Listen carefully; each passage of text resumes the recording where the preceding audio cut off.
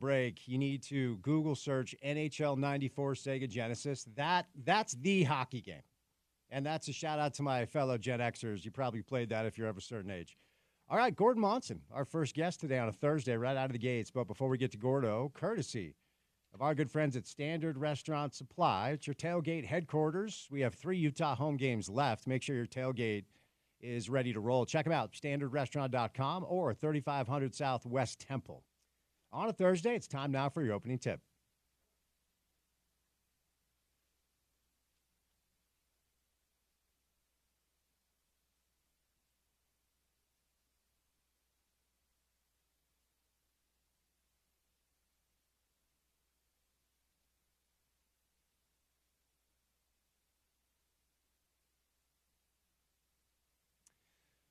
All right, college football ahead. NFL tonight. You can hear the Thursday night game here on this radio station. I have to promote it even though it's the Broncos and the Saints. But let's look ahead to the Friday night tilt, Oklahoma State, BYU. Then, of course, the Saturday tilt with Utah and TCU. Of course, we'll start with the Utes. The big storyline this week continues to be the change at quarterback because everybody wants to talk about the quarterback and everybody wants to know what's next and what it's going to look like. And at this point, we've kind of really beat this topic over the head, but every day it seems like somebody of note chimes in on what Cam Rising should or should not do at the end of the season. So we have to table it for now. We just simply don't know because now we have to see what sort of hand Utah's been dealt with Isaac Wilson. And I will repeat what I have been saying, which is, to me, this is like a clean slate for Isaac. It hasn't been great so far. It's been about what you would expect from an 18-year-old that enrolled in school in April. Been some moments for sure, but too many interceptions. And ultimately, he needs to be better with his decision-making. But more than anything else, Utah has to rally around this kid and probably start playing more in the image of who their head coach is. Because the fact of the matter is, they have been able to run the football. Mekhi Bernard, one of the top 2 or 3 backs in the entire Big 12, proving that nobody knew anything about this Utah football team. But the offensive line, while young, has settled in, and we'll get back to them in a moment. Now, TCU, the opponent on Saturday, so far this season, has not been able to stop the run at all. They're okay against the pass, but my guess is going to be with all the attention on Isaac Wilson and all the attention on how he's going to look now that he has job security and he doesn't have to look over his shoulder. And as Mekhi himself said to the media this week, they no longer are preparing 2 game plans, which is not a great formula, even though it was kind of a mandate out of necessity because you want Cameron back. You hope he comes back. So you understand that you plan for it because that's the preferred situation. But now that's off the table, and so it's all about Isaac Wilson. It's all about what he's going to look like under center. But certainly the success of this team cannot be placed on the shoulders of an 18-year-old. So I still have tremendous faith in what this team can ultimately be. And honestly, some of the defensive numbers are a little bit cloudy in my opinion. Because statistically, Utah is still a top 20 defense, but they haven't been great against the run. Or is it a scenario where last week they essentially allowed Scatterboo 2 massive big play chunk runs? And ultimately, you can't give up those big plays. Ohio State learned that last weekend against Oregon. 7.5 yards per play for the Ducks. That's not going to get it done if you're Ohio State. But ultimately, Utah has to get back to who they are. So all the conversation about, a couple years ago, they averaged 38 points a game. That's not happening this year, okay? Cameron's not back. We thought for a minute he was going to be. Early on, Southern Utah, first half against Baylor, he looked phenomenal. And then what happened? Expectations went sky high. Oh, we got Cam back from 2 years ago. We're going to have another dynamic offense. And even if the defense isn't as good as we expected, if we have Cam under center, we're going to outscore teams anyway. No longer the case. And I don't know what's realistic to expect from Isaac and the offense as far as consistent points per game. So now it's time to call upon the way this team was built back in the day and who Kyle wants them to be. Win in the trenches, run the football, stop the rush. TCU does not run the football that well, okay? They've got a quarterback who can certainly fling it and get some yards here or there, but he has 6 picks of his own. Like, this is a get-right game that feels like as we get closer and closer to kick, Utah should handle it pretty well if all of the conversation that's happened over the past week since the loss against ASU and the news that Cameron is out, if everything these players and coaches have said to the media and behind the scenes as well is true, if this team has really responded You go thump TCU on Saturday night, and you show this fan base that you're going to be fine regardless of who the quarterback is. All right? My guess is the fans are going to show up. That stadium usually, if not at capacity, is close to it. They'll announce a sellout, but how many people will be there? I'll be there, so I'll be curious to see what the attendance is going to be. A Saturday night late kick, certainly the must will be the must, and I'm sure there's going to be a lot of noise. But in order for the noise to reverberate consistently, as we saw against Arizona, you got to give them something to cheer for. You can't just expect fans to stay on their feet every minute for 4 quarters when they're watching a football team that doesn't appear to be ready to play. And unfortunately, that was the case last week. Or a couple of weekends ago against Arizona, obviously on the road last week at ASU. But run the football, stop the run, win the battle in the trenches, get back to the physical defensive team that knows how to tackle regardless, and then take the football away. Morgan talked about that this week. You've lost the turnover margin 2-1, 3-1, right? The last couple of games. Not going to get it done. It's exactly the reason why Brigham Young is undefeated. They turn the other team over consistently in compromised situations. Then they capitalize on those situations with touchdowns, not field goals, something Utah's not doing. Kyle talks about it himself. Red zone, third down, okay? Not good enough. But it can't all be on the shoulders of your freshman quarterback. You got to rally around him. And then also, I wonder how they take the pressure off of Mekhi Bernard, because we heard a lot about Mike Mitchell. I am still going to wonder why Jalen Glover, a running back who's had big games and big situations for this team, can't get off the pine. Because Mekhi has established himself as the dude, but he's not built like Zach Moss, right? He's not built like one of those backs, like Tavion was built, right? He's built enough, but I don't think you want him touching the football 30, 40 times every single week. You obviously have to ride him. He's your best player right now. Again, proving none of us knew anything. Looking at that room, the conversation was, is there one bell cow? Will it be by committee 4 or 5 running backs we didn't know, and they've got one that's just awesome. Kyle did tell us he was running back 1. But it can't just be on Isaac. It has to be a group effort. I am really curious to see if the connection we saw between Isaac and Dorian continues, right? He was clearly Isaac's favorite target. Dorian Singer, one of the most talented wide receivers we've had here in a long time. I'm sure Brant Keithy is looking at his numbers right now and wishing those were up a little bit. We all expected more, but with the chaos under quarterback, point is this: Isaac has weapons. He's got upperclassmen leaders. He has a good, albeit young, offensive line that's performed really well. They should be able to win the battle of the trenches. They should be able to block for Mekhi, run the ball, and TCU doesn't run the ball that well either. This feels like a game that Utah should get at home with a ton of momentum to show the fan base that the last couple of weeks have been an aberration. Porter, let me bring you in on this. Utah football pregame will start at 4:30 on Saturday. Roll on up to the tailgate, say what's up. It's a lot of fun. Free food from Wingers, craft cocktails from our friends at Clearwater Distilling. Porter will be there doing the pregame show. This feels like a really good matchup for Utah, but you can't put it all on the shoulders of your freshman quarterback. No, like you said, there's a lot of things that Utah does well. The run game is the most significant one that stands out that I think TCU will struggle with, especially Mekhi Bernard's style, his run style, right? He has been he's always been a good, talented back. Obviously, he's been productive when he's been on the field, when he hasn't been injured.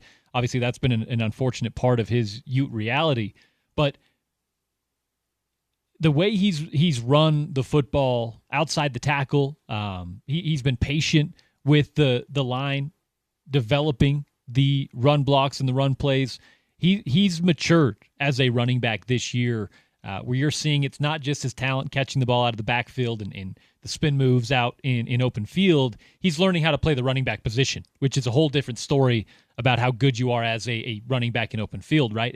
And that is taking him to a next level where we're seeing him 100-yard game after 100-yard game after 100-yard game, and very, very good opportunity to have another one of those against TCU. But on the other side, Spence, TCU's a team that if Utah doesn't come back somewhat healthy on the defensive side, they can hurt you on offense as well. So I think that's the main part. As you said, defense has to be productive and not leave too much on the plate of an Isaac Wilson, who is having one of his first tests since Oklahoma State. So TCU rolls in with 3 wins, 3 losses. They actually went down on the farm to beat Stanford opening week. A lot of people thought that was a pretty solid road win. And then they smoked the boys from Strong Island, which I didn't even know they had a football team. A loss to UCF. They got run by SMU. Then they beat Kansas, but everybody's beating Kansas. Sorry, Riles. And then they're coming off a loss against Houston. And maybe Houston's playing, well, they better have been playing better than they were early on, but this is a game you should win, and excited for this coming up on Saturday night. All right, coming up on the other side, Gordon Monson stops by. Going to move over to Craig Bowler-Jack and Chris Comrani. So a lot to do on a Thursday. Good to have you with us. Keep it right here on ESPN 700.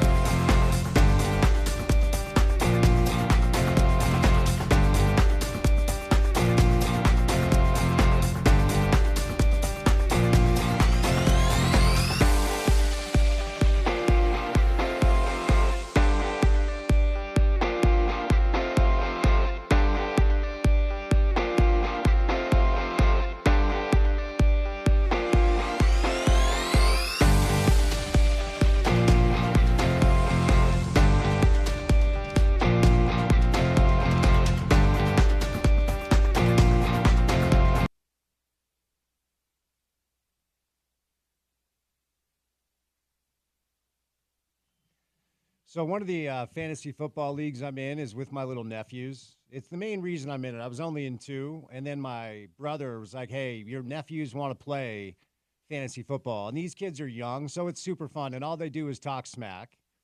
Does it make me a bad person if I'm about to make a very lopsided trade with my 7-year-old nephew? No, Okay. he's in the game. Yeah, no, I agree. If you're not ready for the heat, Spence, you got to get out of the kitchen. Yeah. Stop watching SpongeBob and get on ESPN.com and listen to what Field Yates has to say. You're 7. Get in the. I agree. I'm a Watch shark some in tape. the water. I smell Watch blood. some tape, kid. I smell blood.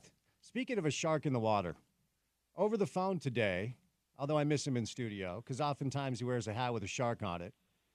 Gordon Monson on a Thursday afternoon. Godfather, how are you, sir? I'm doing just fine, Spence. I want you to keep something in mind, though, from the play Les Miserables, the song. Remember, the pups, they do grow up. Ooh, you better run for you better run for cover, right? I'll tell you, if your 7-year-old, is it your nephew? It is. It is my nephew. Okay. So that kid, the fact that he's in the league to begin with tells you that he's got some potential.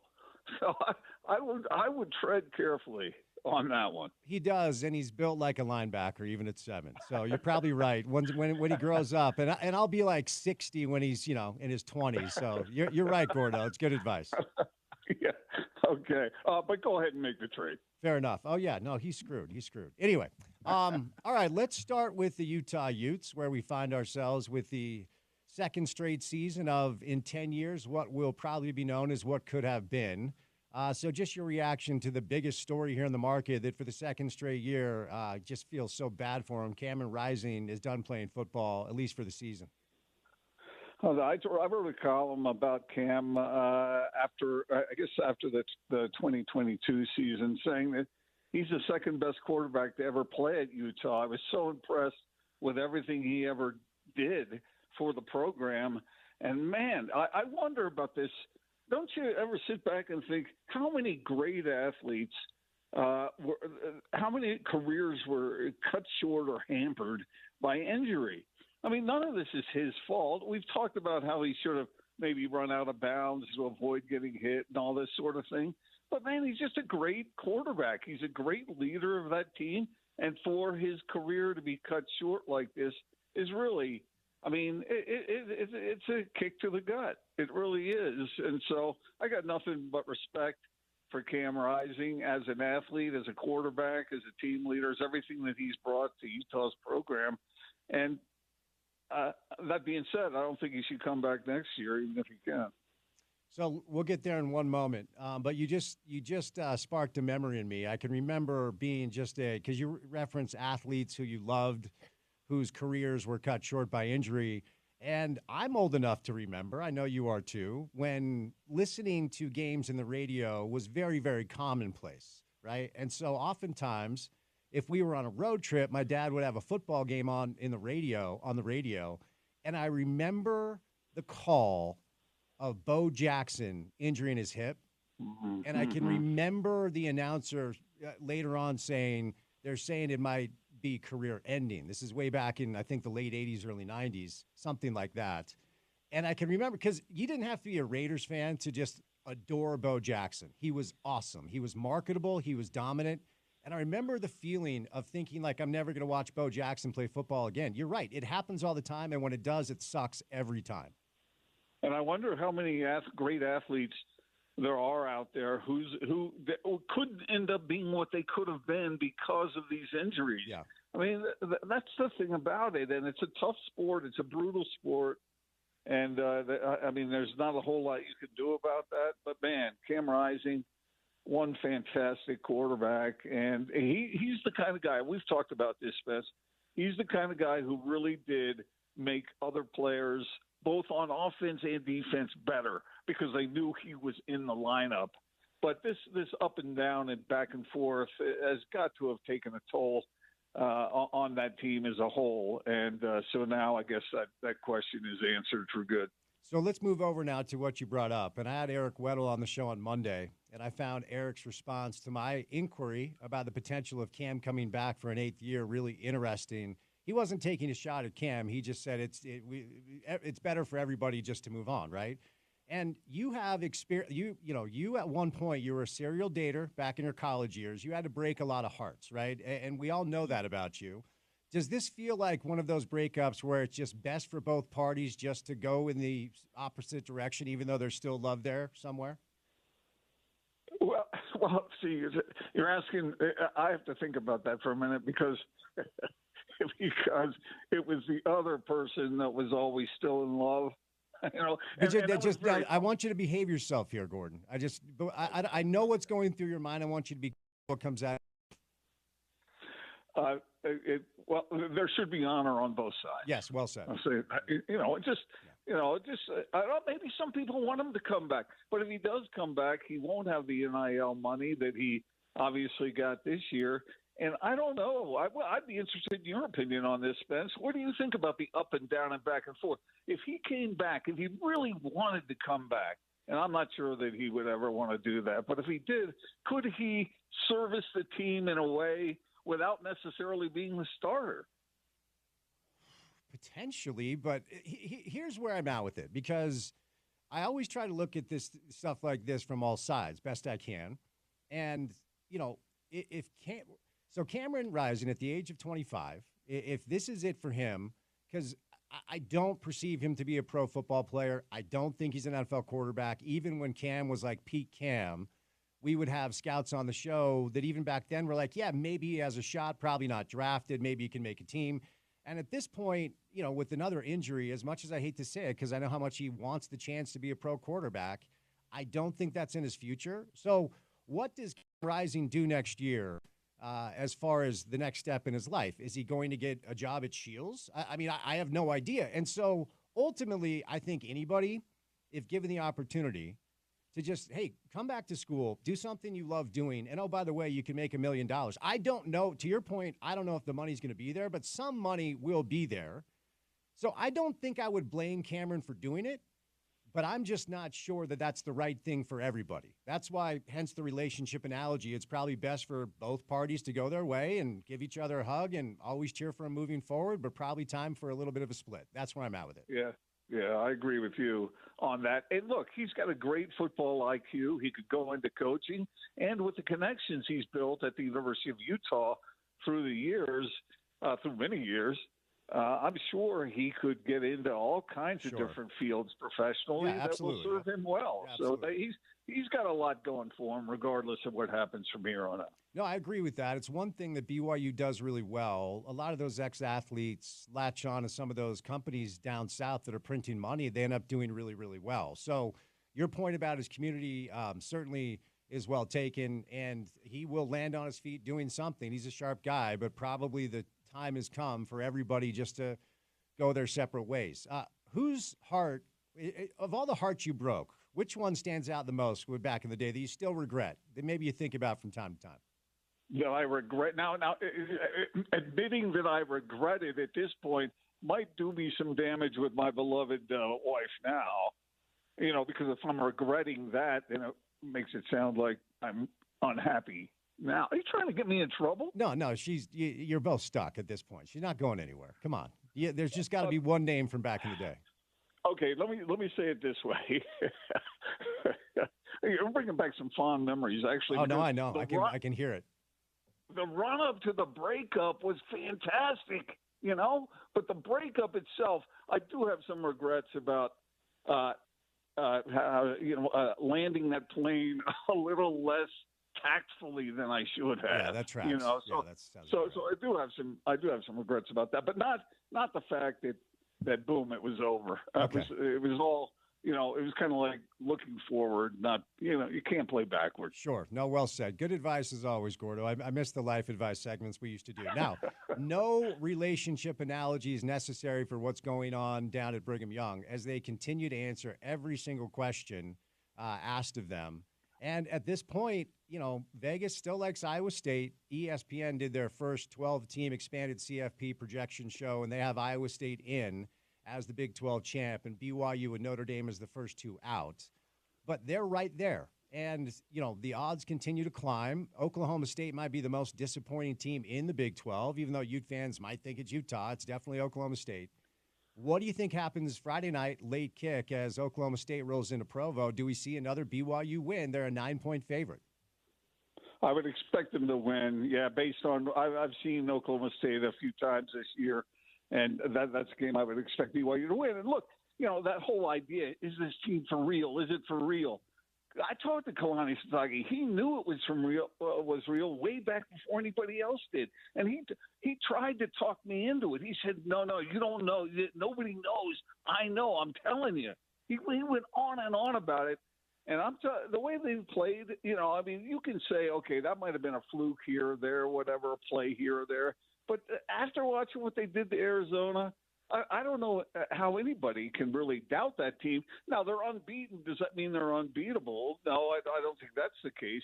But I would expect them to win this coming week. However, Utah fans know this, that sometimes teams, they do stub their toe somewhere along the way, and they lose a game they shouldn't lose. But that was what was so impressive about the Utes' undefeated seasons in 04 and 08, that they didn't allow themselves to do that. And that team down in Provo right now looks not only talented, but they look like they're together. They look like they're having fun. And Retzlaff, he made a great comment after the game against Arizona. He said, when it comes down, I'm paraphrasing here, but essentially, we know what we're doing, and we're not going to look past anything. So if a team is talented and they know they're talented, they have the confidence that they're talented, but they don't look past anyone. That's the key, and I don't expect them to do that against the Cowboys. Yeah, every Monday, Kalani says, stay humble, stay hungry. He just, in the moment, let's make our seventh statement is how he talks about every single week, and the formula's working. What's interesting, Gordon, is Kalani is utilizing, they're out Utah-ing Utah. I mean, it's turnovers, right? They're turning the other team over. They're causing havoc plays. I even heard Jay Hill say 4 and a score. That's an old John Pease line. All these Utah coaches that are down there are really utilizing the model that Coach Witt has used to build this thing up, and they're doing it better than Utah is this year. And that's a surprise to everybody, or darn near everybody, except for maybe Kalani. But after every win, Kalani has said, we need to get better. There's room for improvement. And so he's keeping that in front of his players. Hey, you ain't done nothing yet. Keep going. He wants them to have fun, but keep going. When it comes down to getting the business done, get that business done. And this is just a remarkable, remarkable coaching job by Kalani Sitake this year. But I have to give the players credit. They are meeting that challenge. And the way they've been handling these things, Spence, that's the thing. And I'm not saying that this is a team that, Jacob Robinson mentioned national championship or college football playoff. I'm not going to go there with it. But I'm telling you, I believe after watching the way they've played these weeks, I believe that team is far, far better than anybody thought they were going to be, anybody else except for Kalani. Did you by chance watch any of the Ohio State-Oregon game? I saw part of it, yeah. Nobody in the Big 12 is winning a national championship. Let's just get that out of the way right now. Watch Texas, Georgia this week. I'm sorry. You watch some of these big-time national games. That Ohio State-Oregon game, that was big boy football. So I don't care if it's Iowa State, K-State, BYU, Utah. Nobody's winning a national championship in the Big 12. I can promise you that. What do you think of Dan Lanning's little trick there toward the end of that game with having 12 men on the field? I'm sure you've discussed that at length. Yeah. But, interesting take there. I love me some Dan Lanning. So last year, it was clearly a PR ploy because Dan utilized the platform that Coach Prime brings to Eugene. And his pregame speech before the Oregon-Colorado game was awesome. I thought it was great when he talked about we're rooted in substance, they're rooted in flash. Today we talk with our pads. And I was like, that is such a great line. And I know it was for TV, but I'm a big fan. He could have gone to Bama. Obviously, Uncle Phil's checkbook helps, but Oregon's all sorts of good. So is Texas. So is Ohio State. So any national championship talk from any team in the Big 12, I don't care who it is, that's a fool's errand, man. Well, and you mentioned it, that NIL money that they have there, those players are making bank.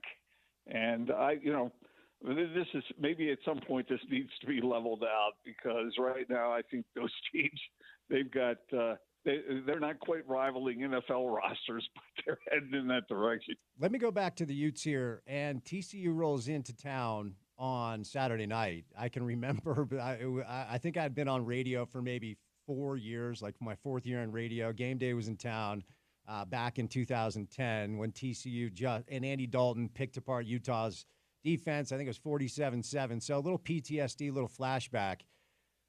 This feels like a good matchup for Utah, and it feels like a good landing spot for Isaac, because TCU does not stop the run. And so I would imagine that Utah is going to start to play even more in the image of their head coach and ride Mekhi Bernard and hopefully an RB2 to take some pressure off Mekhi, run the football, get back to winning the battle in the trenches, and then Isaac just kind of has to do enough. I feel like this could be a get-right game for Utah. What do you think happens Saturday night?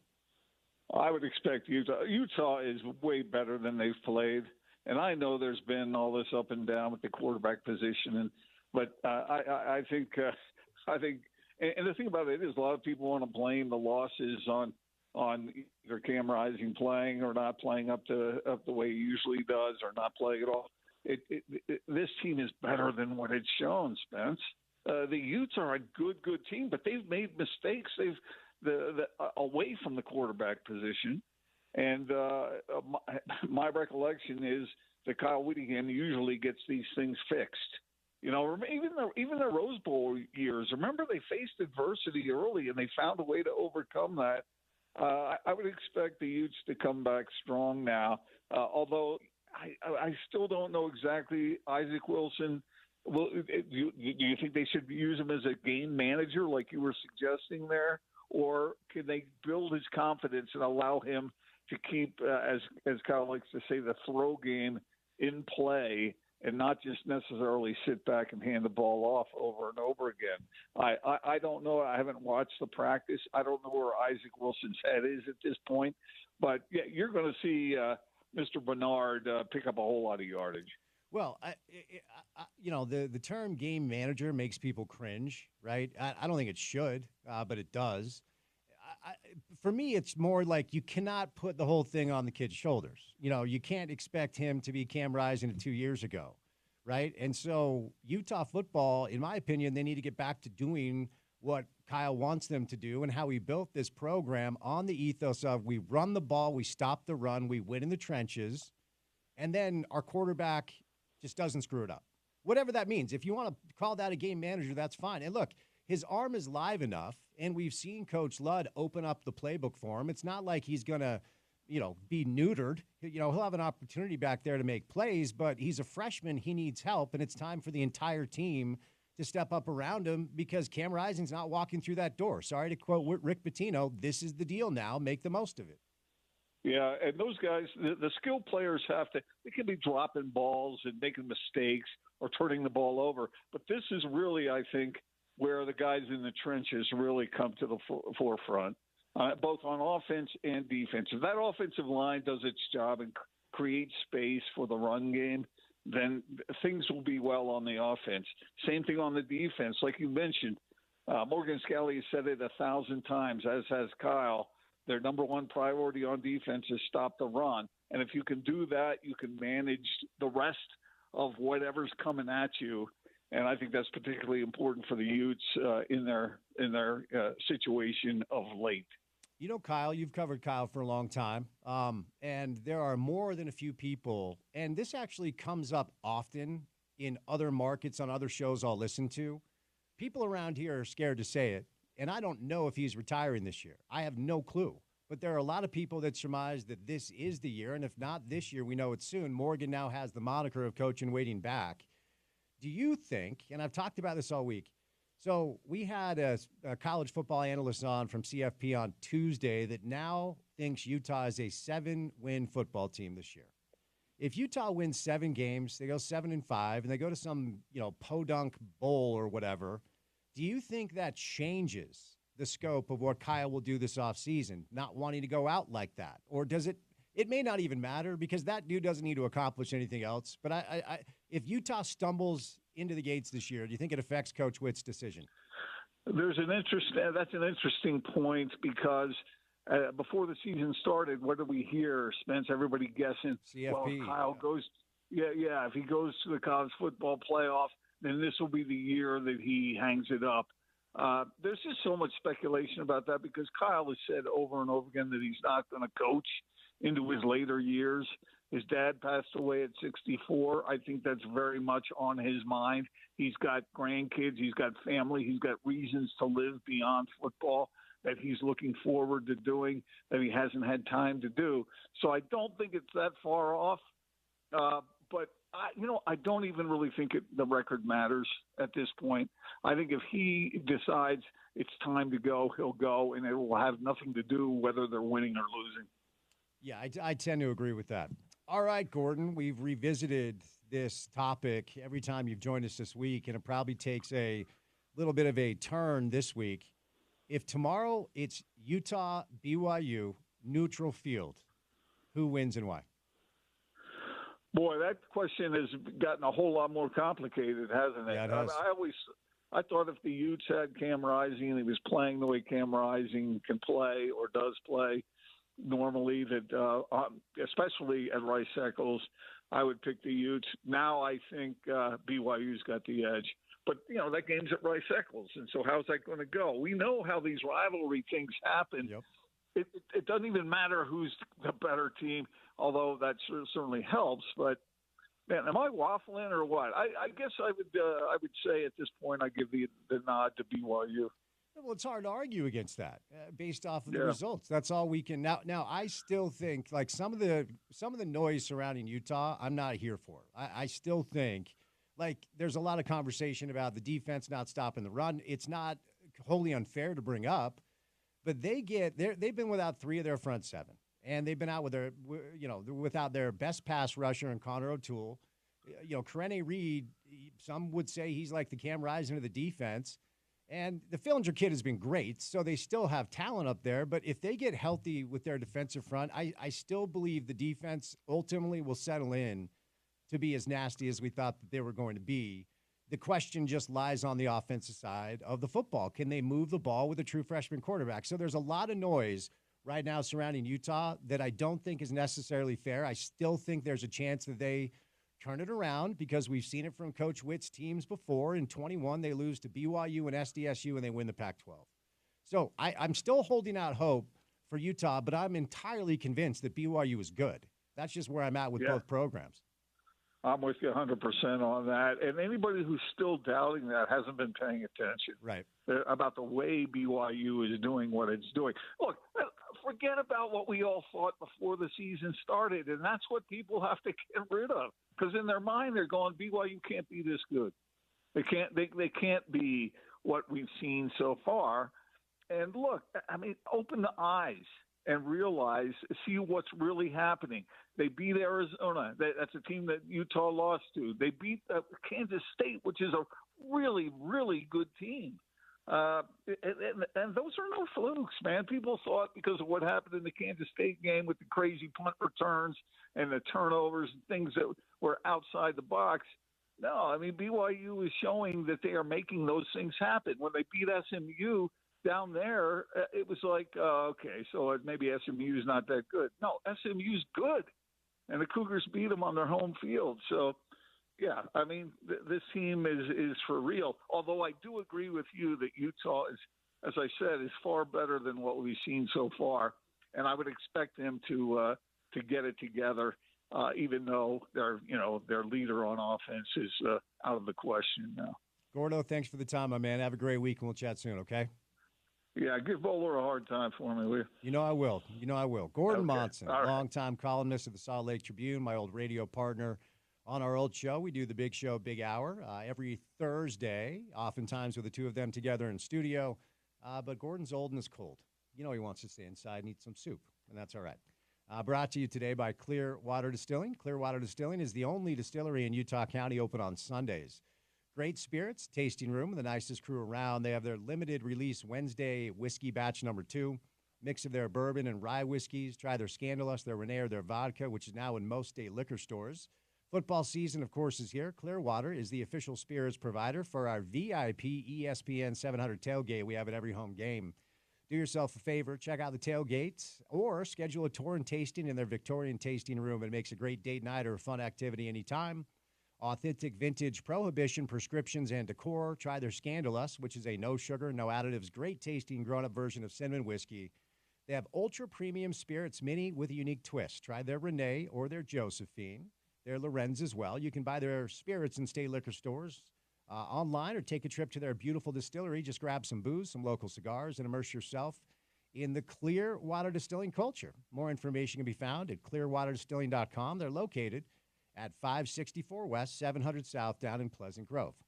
All right, Bowler joins us coming up next. Then it's Chris Comrani in the 4 o'clock hour, live in studio. We're going to get weird on a Thursday, so keep it right here on ESPN 700.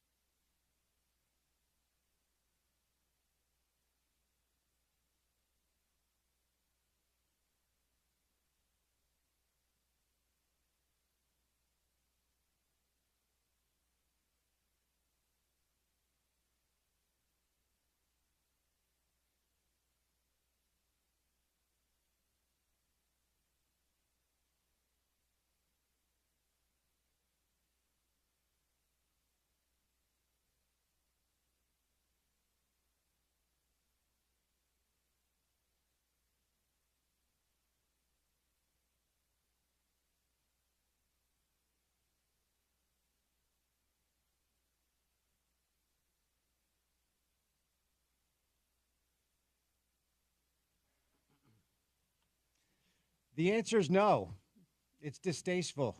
I don't care. I don't give a rip. It's a hard no today on a Thursday. I don't care what you're trying to do to me. It's a hard no. You're the only one even bringing it up. No. We all know what you're doing.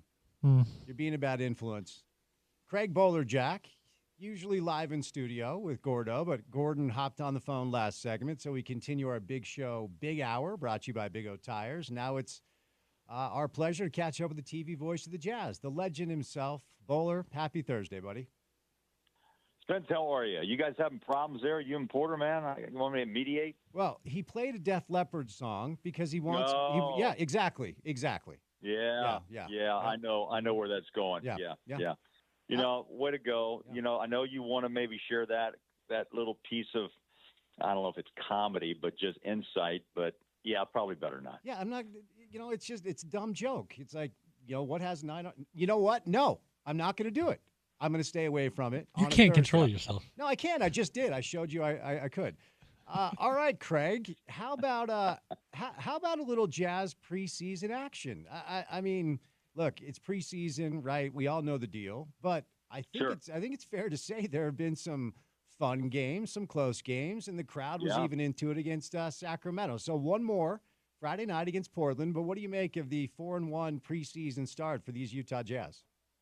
Well, we just got to Portland. Half the rookies, I'd say most of the rookies, made the yearly trip out to Nike to get shoes and stuff for friends and family and themselves. So I just jumped into the hotel, and you know what? They seem to be, you know, like what young guys, 19 and 20-year-olds would do, and that's I think, just, you know, learning every step of the way, Spence. Look, I've been surprised. I mean, competitive, yes. 4-1, okay. Still not, doesn't mean anything except development, which I think is key. That's what we've been talking about all summer.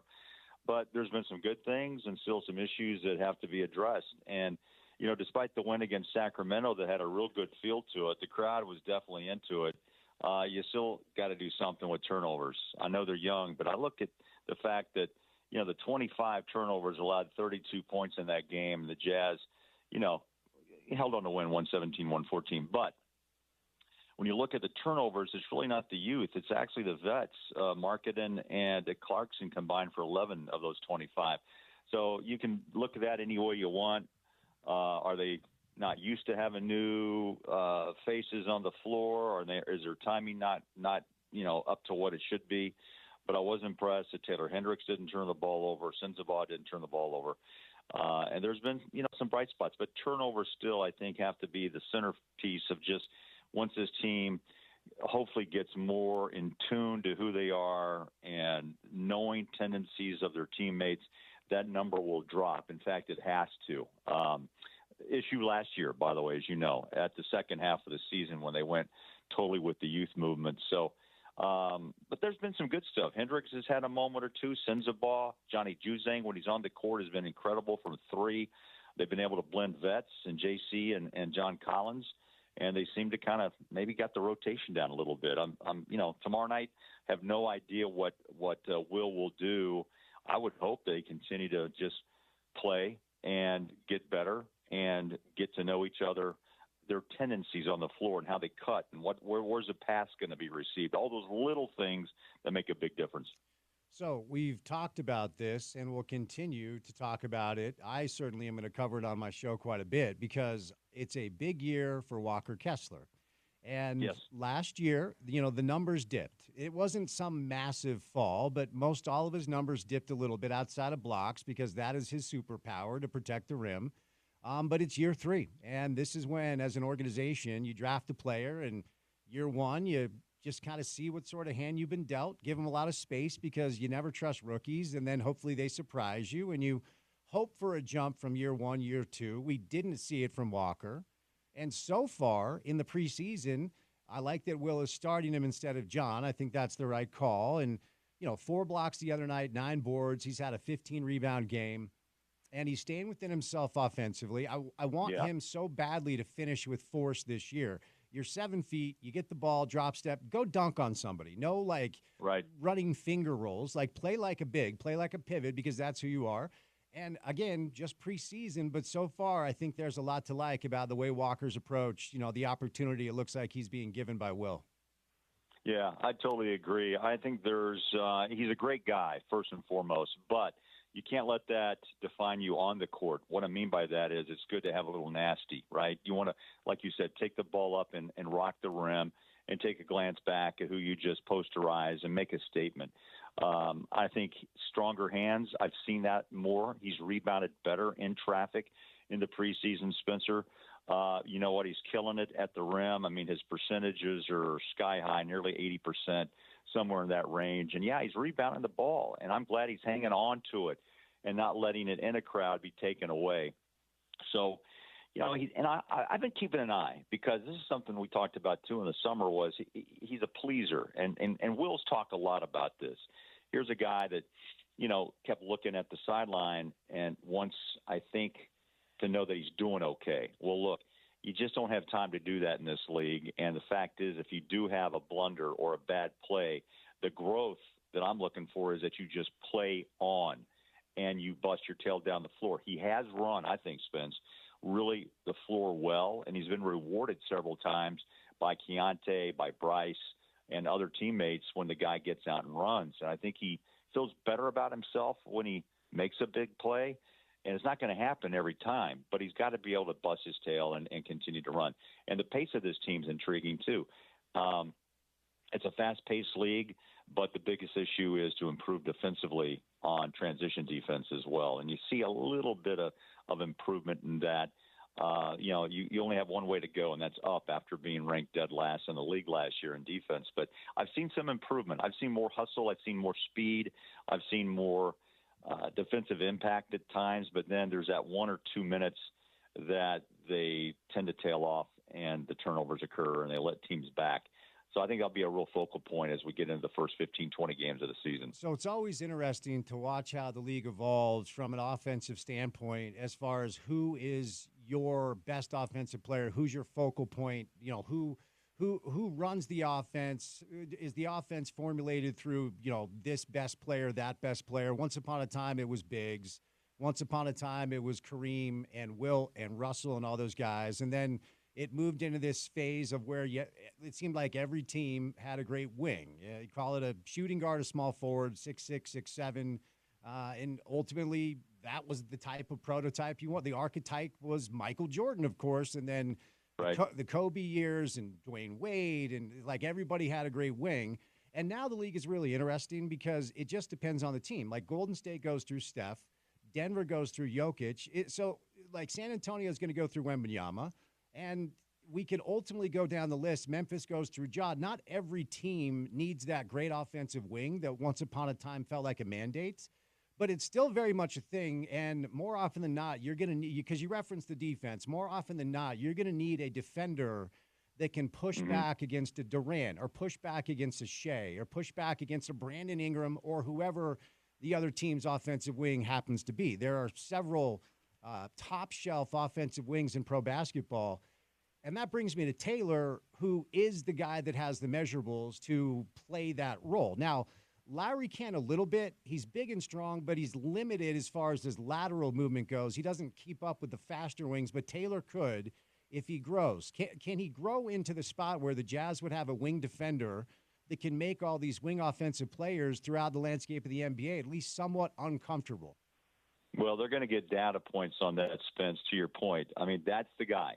Taylor Hendricks has been given that charge to say, you're the guy. You're the stopper. We're going to put you on every top scorer on the wing, and your length is going to be your best friend. And he does move well laterally, getting better, put on the 17 pounds. Big T makes a great point. 82 games is rough and rugged. And does he keep that strength? The weight's one thing, but as Thurl says, in his experience, because he's a thin guy, still is today. I mean, he had to put down 10,000 calories a day just to keep the weight on. But do you keep the strength that you're going to need every night, Spence, to guard out on the perimeter and trying to shut down baselines? There's been moments, again, where I've seen Taylor make some steps from last year. He may shoot the three. I don't know if he's a 33 or a 38% type, three-point shooter. But I think defense is the focus that Quinn has right now. I want him to be, he said this, I want him to be the guy to go out and harass and defend. And, you know, you hope he grows more and more into it and that his body will allow him to. I think he's got all the physical tools, you know, upstairs and the confidence that comes with it, Spence. He's got to be an integral part of this defense in transition as well because he can run. You make a great point about marketing, but still not the guy that Hendricks is in length and lateral speed and able to recover, right? And Walker's going to be a big part of it too. He's blocking shots. He's very comfortable with the left hand. And those two guys, in my opinion, are going to be, if they all five start, those two, I think, are the centerpiece of what the Jazz want to do on the defensive end. And then you throw in Cody, you throw in Asinzabah. What's Drew Eubanks' role going to be, if any? I think he still has a role here because he is a tough guy, and and obviously Will knows him well from his days in San Antonio. And Will said himself, he's totally a brute. So he can come in and probably do some backup defense when needed. So ultimately, Justin Zanuck, you know, the media availability that he, Danny, and Ryan did indicated that this is going to be a situation where we'll see a lot of these young players. And, you know, one of the things I like about, obviously, Danny and Justin have been doing this forever. So there's a checks and balance, front office, coaching, symbiotic relationship in place, and that ultimately will be up to Will. And, you know, there's always a reason when a coach clearly wants a vet, like the reports that the one guy, and Tim McMahon had the report that the one guy in the Jazz front office who wanted Dame Lillard was Will Hardy, because, of course, coaches want to win right now because they don't think that they'll ever win again. The famous Jerry Sloan line where he said, after losses, I feel like I was never going to win another basketball game. So do you think Will is going to lean into this, let's play all the young guys, or are we going to see big minutes from John Collins and Patty Mills and Jordan Clarkson? And I don't think Eubanks is going to play much, but you get the point of the question. Sure. No, Jerry Sloan, just to your point, I always thought he'd be fired after a loss. Yeah. You remember that? Yep. You know, Jerry, as great as Jerry was and the respect he had and the Larry Miller trust, he still doubted about his status at times, which just amazed me. But, you know, Will had his contract picked up for the 5. But, look, this is a short league in the sense of coaches don't last long. If you get 5 years in one spot and get a second contract, then something's right. Or, again, they trust you in this rebuilding process, which I think, again, is what Justin and Danny and Ryan believe. But I think he wants to win, Spence. I mean, that's what he's hired to do and develop. He wants these guys to make the next step in a hurry. You know, I thought the same thing you did. What are the veterans truly about? And I didn't think I'd see JC and John as much as I did so far in the preseason. Does that hold true when we tip it off next Wednesday night against Memphis? I don't know. What I'm seeing is kind of a continued rotation of 10, on occasion 11, and that does include Clarkson and Collins mixing with the younger guys to help lead. If that's the plan, then so be it. But it also gives you, opportunity still for the younger guys to blend, but also you're taking minutes away. So it's really a balance, right? It's Phil going to start in the G League, most likely. Isaiah Collier before the hamstring was showing some promises back up when Keontae was out that one game with the knee sprain. So, it's really one of those seasons, Spence, that as I go along, every 10 or 20 games, there'll be a better evaluation point. But I'm not sure if it's totally bought in on all the time being young, but do you let the young guys watch the veterans play, mix them in, and let them know what it's like to win and what it takes to win? So those are the questions I still have from my chair, and I think they're all good questions because, and again, I say this a lot, we do find out a lot together. When guys hit the floor and you watch the rotations on Wednesday against Memphis, how Will Hardy's going to play this. So, we have this interesting story going on in the market right now, of course, as you know, where Cameron Rising is out for the year for Utah football. Yeah. And we'll do a football in just a little bit, but I'm going to tie this back around to the Jazz real quick because I hear a lot of conversations that sound like, well, he's getting paid now, he shouldn't miss time. Well, you don't watch NBA basketball, do you? Because players that make 30 times what Cameron make, they sit all the time. Okay, and so here's my question, Craig. As we have been in the era of load management for quite some time. It's not stopping anytime soon, despite what the league says about them trying to curb it. It's a half-assed attempt. It's never going to be fully curbed because the agents have all the power. And the agents want their young players to get to their second and third contracts because that's when they make their money. So let's keep them healthy as long as we can. The toothpaste is out of the tube, all right? So the reason I bring it up is Tom Haberstroh, a consistent guest of ours during the NBA season, did the data and did the story about Salt Lake City being the market where stars miss games here more than any other market, all right? Yes, So I will. By the way, Spence, I will agree with that wholeheartedly. I've watched it night in, night out about LeBron, Lakers, KD, Phoenix, whoever it may be. They use this stop in Salt Lake as a rest night. Yes, yes. Go ahead. I'm sorry. Right. No, all good because you're there every night. I mean, that's the deal. So I wonder if this team may do the whole Lowry has to miss a couple of weeks with a shoulder because maybe they want to do the draft stuff. They might do that. I don't know if they will. What I believe will happen more, certainly at the start of the season, is Will is going to play his best lineup every single night, and they're going to play really hard every single night, which leads me to wonder aloud whether or not they could even win, 35 to 38 games. The Vegas line is 27.5. I just think they're going to win a lot of games against teams that on paper they shouldn't beat because the team's best players will sit, and Will, more often than not, will play his best lineup, and they will play hard for him. And it sounds silly and trite, but that leads to more wins in pro basketball these days. Yes, all the above. Yes, we saw it last year at times. Games that shouldn't have been won were won, and up until about the trade deadline, and then things fell apart because they did go youth. But you're right. This is a stop where players sometimes don't even climb on the plane to come to Salt Lake to play the Jazz. And there will be a day, you hope that – I feel bad, Spence, really, because I see kids, I see dads or moms bringing families to watch LeBron and Wemby or would it be Antetokounmpo, and they're not there, or they're not on the floor. And that money they spent, you still get to see basketball, but not the stars the young people want to see. I feel bad for that. And I think the league, again, still has to rectify it some way. I don't know how. Maybe you earn an extra ping pong ball in the draft if your vets play a certain amount. I don't know. But it's going to be a long time before, I think, before a final decision or they find the cure to it. But, I think there'll be some games handed to the Jazz because of stars not playing, not more, maybe even more than one, maybe two. And that's something they're going to have to put into the equation on what they want to do, if they're really playing for a top lottery pick or if they're just going to try to play. And then you start to teeter into the playoff or the play-in, and then you got yourself a real conversation. But as long as, I guess, Spence, and again, I'm not inside Danny or Justin's head, what the true purpose of development is. They have enough youth, but is there someone that can ignite them more, with another draft pick?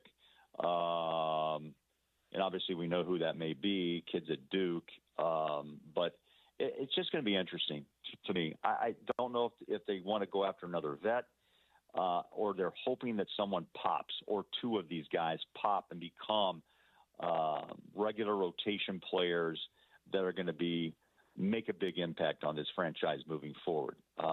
If I know Will the way I think I do, he wants to do it. He wants to win. I mean, his reputation and his future is on the line. He's 36. He can coach forever in this league. But also, it depends on what he does here and, what he's thought of. Or do they say, well, this isn't quite working out, we'll have to change coaches? I don't think he wants to hear that. But all coaches are paranoid, as you know, and their whole bottom line is they know one thing: prepare to win. And I'll be honest, on the plane, his coaching staff is preparing to win. And if you're a fan, you have to appreciate that. Some don't like that, though, Spence, because they want to fall off the table and grab all the goodies they can to make this team better in the future. But now they have competition with hockey. That's the other part of the equation. It'll take 30 minutes of another time to discuss about competition for the first time in Salt Lake City with professional teams, NBA, NHL, and also the talk of, Utah Utes and BYU, who's running the table right now. It's amazing time in sports in Salt Lake. Yeah, it is. No doubt. All right, let's do a little college football before I set you loose. As the godfather of the Big 12 in the market, you are a child of the Big 12, Big 10. You understand this conference. You understand kind of how everything goes. My first question, we'll do just a little college football, and I'll set you loose. Like, you hear national championship talk this time of year when a team goes undefeated. Jackson Robinson from BYU mentioned it, and BYU fans, as they should, very feeling their football team right now. After watching Oregon and Ohio State and watching, we'll see Texas taking on Georgia coming up this weekend. Right. No Big 12 team should be talking about a national championship. Like, if you're watching these big dog teams play right now, it feels like, and everybody's sensitive because the SEC and the Big 10 are taking all the money and they're potentially going to break off and do their own thing. But the quality of play with the top, 4 or 5 teams, it seems like there's a big gap between them and everybody else. Yeah, I would agree. The games I've watched with Sarkisian, who I got to know really well up at Washington, and then he went to USC, and now he's turned Texas football into the real deal. Those guys are so deep and fast, physical, Spence. And Oregon, there's another level there of athlete. I think you would agree. It's just in numbers they keep coming at you, and that's what. Remember, Nick Saban used to say this all the time, and I've said this before on your show. He used to point across the table when he was at LSU and at Alabama when I was doing SEC football. Was that, look, I've got these kids on the field now, but I got better ones over across the way at the A dorm, the athletic dorm. I thought, man, they just continue to stockpile. And that's not going to change because, first, you're right about the money. Second, about the NIL, the money that's going to be available to them to use to lure the 5-star recruits. So Utah has to work harder. BYU does as well. This year, I'm just stunned of how BYU has run the table, but they're mistake-free football. I just don't see right now any real weakness. Spence and BYU, Jake has thrown the ball well. I believe like 14, almost 15 touchdowns, close to it. He can run out of the pocket if he has to. And the defense, man, they're advantageous. They stop on 4th down. They have sacks. They had, 10 or 11 picks and 4 fumbles, 5 fumble recoveries. They seem to just be on the page. This may be the greatest example with Utah and BYU picked not to even to sniff in the Big 12, and then the top dog not delivering and really, how about maybe just falling under the pressure of trying to be a national champion in that conversation at the beginning of the year. No one saw Cam getting hurt again. He did. I am glad, though, Spence, Witt came up quickly and said he's out, and Isaac is our guy. And that was huge to go there, not dragging along this injury thing, that we're moving forward, and that's the only thing I think Witt could do. Well said. Bowler, I appreciate the time, man. Have a great time up in Portland, and we'll get you back on next week, okay? All right, pal. Good to talk to you. And by the way, it's raining. It is down here too, brother. So you're in good company. All good, man. All right, pal. Talk soon. All right. The great Craig Bowlerjack, TV voice of the Utah Jazz, brought to you by Big O Tires. It's their fall sale right now, their fall into savings sale. You get $80 to $100 off select tire sets. Big O Tires is your true one-stop shop for automotive repair. Stop in for tires, wheels, alignments, rotations, and balances, oil changes, brakes, batteries, shocks, struts, fluids, and more. Big O Tires offers free tire rotations. They do flat repairs, alignment, and brake checks. Make an appointment online or drop in. Big O Tires has financing options to fit every budget and every situation. Visit bigotires.com to find a location near you. All right, it's about to get weird. Chris Cambrani's live in studio on the other side on ESPN 700.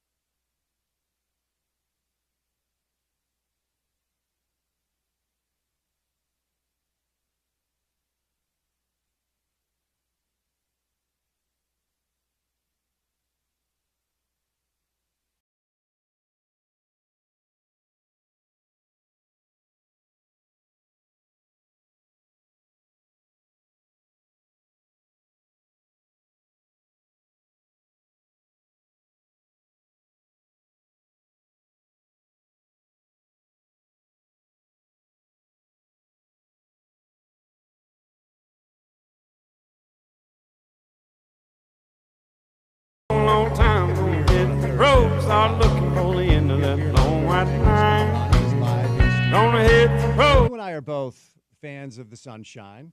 Do you enjoy a little bit of rain from time to time, or is this just an indicator of what we're in for? The answer is yes. Okay. Yes. Yes and yes. It's fine. I think we were absurdly spoiled the last month. Yes, we were. That's something that's I don't remember ever happening here. Like end of September through basically most of October, where it's 80 degrees every day, like no clouds in the sky. This is fine. This is acceptable. I'm about it. That rain and wind means like clear air, crisp air. Yes, it does. And at the end of the day, that's what we're all aiming for in this place. For sure. And we have been spoiled with an actual fall. So we'll take that. Christopher, how are you, man? Happy Thursday. Things good with you? I'm good, man. I'm standing up straight because I know I'm on YouTube. Chris is on YouTube. If you want to go watch us on YouTube, go ahead. We get like 2 people, man. Don't worry about it. That's awesome. You know, and that's why I keep the lights low. Currently 4. It's Aaron and John Paul waiting to get screen grabs of us embarrassing ourselves. Good point. So wait, there's currently 4 viewers on YouTube? Yeah. Pressure's on. Can you find out who it is? Like, can you see the accounts? Good question. Can you, Porter? Negative. All right. Negative. Well, let's see. The Christopher Kamrani A Falk 01 is one of them, though. The Chris Kamrani in-studio situation might change things. So hopefully can we get to 10? Let's see if we can get to 10 YouTube viewers by the end of 4:30, which is when Chris leaves us. So appreciate your time. Excellent shirt, which features Aaron Falk on Talkin' Sports, and that's the GOAT, Adam Mikulich, behind him. Correct. The GOAT. Do you need an explanation? Yes, please. So when Aaron was the Jazz beat writer for the Tribune, he was doing a live shot after the Joe Johnson Clippers series. Yeah. They won Game 7 I remember in LA, that. Yeah. And KUTV had Aaron on live to talk about it, and they were kind of fumbling around last second to make sure everything was going to go off all copacetic. And Adam, to make sure Aaron got his earpiece in, put a thumb behind it and shoved it basically all the way into his eardrum. So that cringe you're seeing on Aaron's face is a legit painful, I hope my eardrum hasn't ruptured. We're down to 1 viewer on YouTube. Yes. We just I hope we get none. Oh, man, that is why don't I have that shirt? You can order one. I'll send you a link. Oh, please do. Yeah, you can pick your color and everything. So if you want to see a T-shirt with a picture of Aaron Falk cringing because Adam Mikulich just stabbed him in the eardrum, CK is wearing that. 3 viewers now. Yes. We just added 2 viewers. Check out our YouTube page if you'd like. Let's go. All right, Chris. You know what? Is the sky falling? You know, before we do that, let's save Utah football for the 4 o'clock hour. I like that. And let's start with the lads. Okay. Let's start with the lads today. Okay. Because I know doing a little bit of parking the bus, so to speak. Like if we're playing online and we're playing against a player that you know is better than you, you're going to kind of play from the back. That feels like a personal shot, but anyway. No. But I know Trey's listening. He's crying real tears because we haven't talked to RSL, and they play this week. And we'll do a whole segment of Utah football, Cam Rising in the 4 o'clock hour, and we'll also recap your trip to Hawaii to hunt for pigs with Trevor Riley, a real thing. But as we approach the final match of the season, you'll be good with us. Put into context what setting a record would mean for points in a season if they get 3 on Saturday. I did not know that. They would set a record for the regular season. Wow. I still think that we're playing the same amount of regular season games as we did around the early 2010s to mid 2010s when they had really good runs. So that obviously you can compare that fairly. On one hand, glass half full.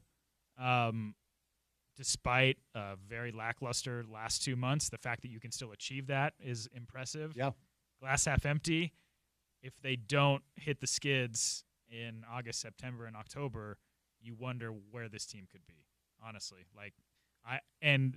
this is going to be a talking point for the fan base for a long time. Is what was the ultimate ceiling of this team before they had to sell Andres Gomez? Mm-hmm. And I think you can make an argument that it was a potential top 2 seed. But as good as Andres was and as in sync as he was with Diego Luna and Chicho Arango, it was kind of masking the defensive deficiencies of this team for a long time. I mean, we were watching very fun back and forth 4-2, 5-3, 3-3 games which if you're even a casual soccer fan, you're stoked on because there's actual tangibly cool stuff happening on the field. It was as entertaining of a group that potentially I've ever seen here. Honestly. Oh, from an attacking standpoint? Yes. Yeah. Mm-hmm. And there will always be a what might have been type of deal. My bad. All good. There will always be a what type of, like, what could have been. But Andres had to be sold because you have to pocket that money. That is an insane amount of money. It's a club record. It's one of the highest fees in the history of the league. And I don't think I don't think they've missed the mark with some of these investments. It's just it's always hard to come into this league in the middle of the season as an international player and hit the ground running. Look at Diogo Gonçalves. Like, this is a dude who basically owned Manchester United in a Champions League game, and he's having trouble finding his spot in the starting 11. It's not because he's not a good player or the wrong player. It's just that Pablo has to figure out who his best attacking group is right now. And currently it's Diogo coming off the bench. It's Matt Crooks in that attacking spot. It's Dominic Marksuk, who's been very good, I think, since coming over. So a very long-winded way of saying if they can achieve the points record from a club standpoint, it's a huge accomplishment, but it's just a very odd season that we'll look back on for a multitude of reasons. And it's not a bad thing. It's just something that this club has never really had to go through before. Yeah, and you did a good job of unpacking it because ultimately it might be the right thing, but I did feel like there was a chance, and I asked Kurt this, I asked Jason this, and I asked Pablo this. I felt like there was a chance that even though, to your point, you can't turn down that transfer fee, they were trading the potential for something cool now for the long game down the road, which, again, might be the right thing, but in retrospect, did they do that? Or do we still have to wait and see? I think we still have to wait and see. Again, like if Andres is here, if Carlos is here, Carlos Andres Gomez is still here, excuse me. Are they still winning 5-3 games? Because if you are, that's not sustainable in the playoffs. Good point. Like we've seen when RSL has had runs under Pablo, they're literally winning games where they haven't registered a shot on goal, or if they've gone on the road and the only 2 shots on goal that they've registered, those were 2 goals, like against Kansas City a couple years ago. Like things tighten up in the postseason, so you roll the dice, so to speak, in selling Andres, but there's just no way you could have turned that down because the whole point for some clubs in this league is to do what RSL is doing. That's just it's RSL's goal. It's their goal. Correct. Right. But but I think in RSL's mind, I think ideally you're talking about homegrown players who are able to fetch that kind of cash eventually. And they've had some players here and there be, moved on. Unfortunately, not for any sums of money. Guys that left early. Richie Ledesma comes to mind. He's in Holland and has been a very good player over there. Sebastian Soto. But RSL is a club that is towing the fine line of competing for an MLS Cup championship while also developing to sell on. So, as we approach Saturday, there's some interesting stories to dig into, and you alluded to this. It appears that Zach has his job back. Pablo yesterday said they're going game by game, but Zach has had way too many gaffes that are so elementary and punitive that I'm sure there's a permeating nervousness in the fan base if it's Zach. But he does have this ability to be a little bit more front-facing with his communication than Gavin does at 18. Yeah. What do you do back there? And look, I want to be clear. I always want to be fair to keepers. It's never all on them. Listen, man, I play keeper and indoor sometimes. And it's all and on it is you. The worst. Yeah. It is the absolute worst because you see every breakdown in front of you. Right. And, yes, there have been some, as you mentioned, elementary mistakes by both of those players. But it is an unforgiving position. Like, it is not – it can be fun, but it is not fun. So how much of the late game conceding of goals and therefore losing of points is on the keeper situation and how much of it is on the group? I mean, that's a good question. I think, like, if you're looking at some of these goals that RSL has been giving up late in games when they've seen leads disappear, a lot of it is just guys tuning out for a split second, guys losing their marks. A lot of it is newer players being thrust into, spots on the back line that, you're learning on the fly how to communicate with players that you might only have known for the last 2 or 3 weeks or the last 2 or 3 months. That stuff takes time. I mean, again, like I know it's going to always be unfair to compare eras, but the reason why, RSL was once impossible to score on was because they had basically the same 5 guys on that back line for like 4 straight years. Wasn't just Nick. Which is insane if you think about. Like, that just doesn't really happen. And you throw Kyle in the mix as well as the defensive midfielder. It just doesn't happen. So if you're talking about who's at fault for a lot of these costly late goals and these leads being conceded, I think it's everybody. And it's really odd because if you think about Pablo, like, I know he's a vibes guy, but he's a defensive-minded player. Sure, that's a lot like what Kyle, he did. yeah. That's how he basically cut his teeth in the sport when he was a player. So I'm fascinated to see how they look in the playoffs, because if they keep these kinds of like mental errors and lapses of mental judgment going, they're going to be a quick out, no matter who they play. So who do you think should be between the pipes? I'd probably go with Zach. Yeah. It kind of goes against everything that I stand for, because I'm all about, like, playing the right goalkeeper in Major League Soccer. 100%. Gavin, you'll die on. Gavin Beavers is really well regarded in the youth national team system. Very talented kid. So I would assume that it will be Zach, but I think this has to be the last year. Like, if Gavin is going to be your guy for the future and a guy that you can see potentially, establishing himself well enough that he could maybe be moved on overseas, he's got to have more games. He just has to. Zach McMath, the Cam Rising of RSL. We'll get to that in a little bit. Too early of a transition. We'll get to that in a little bit. All right, let's have a little fun here. Okay, so Pablo yesterday, because I asked him, okay, you've been on a break, and the schedule has been a little bit chaotic, so we've seen a lot of Saturday, Wednesday, Saturday, and therefore Diego will sit on Wednesday, and then Chicho will sit on Saturday, et cetera, et cetera. He said on Saturday he's going to march out the closest thing to a first-choice 11 to prepare for the playoffs, now that he's had a little bit of a break. Fascinating. Vera, my goodness, come on, dude. Like, second year in a row. I know. It's such a horrible look. I asked Pablo about it yesterday, but Vera's out on Saturday, and he misses a playoff match. So tell me, because I'm a terrible follower of the sport, are we still in a best of 3 in the first round, or is it a one-off? Best of 3. Okay. I'm pretty sure. I'm pretty sure it's best of 3. We're gonna need a fact checker back there, Porter. Porter is our ESPN stats and info department. Here's the thing: the Mickey Mouse League changed it every No, that's what I'm saying. Yeah, year, no, that's what I'm saying. I believe it's best of 3. I hate that. I think it's so silly. Trey's going to call in 877-353-0700 at any moment. I'm pretty sure it's best of 3. But do you think you can guess what the 11 will be on Saturday? If we go what back do to I Fud? think? If you're asking me, or if I'm asking you to read Pablo's mind? Important line of delineation. You are trying to read Pablo's mind about what the 11 will look like on Saturday if this is as close to a first choice as we're going to see. I'll go Zach in goal. Yep. Katranis at left back. Mm-hmm. Justin, because they have no depth right now, I'm guessing Philip Quinton will be next to Justin. Right. Yeah. And then Andrew Brody at right back. Mm-hmm. Midfield, obviously Emeka. Shout out Nate Bench. Ojeda. Mm-hmm. So this is where it gets tricky. Yep. I'm reading Pablo's mind. I'm going to go Luna, Crooks, Mark Zook. There's only one left. I know. This is hard. It's either Diogo or Chicho. I know. No, it's Anderson or Chicho. At the top. Run me through your midfield again. So I'm going at the holding spots. Emeka and Ojeda. Yeah. And then the 3 in front of them, I'm going Luna, Crooks, Mark Zook. So Crooks instead of Diogo. Gotcha. Okay. And then I'm going to go Chicho, it's close.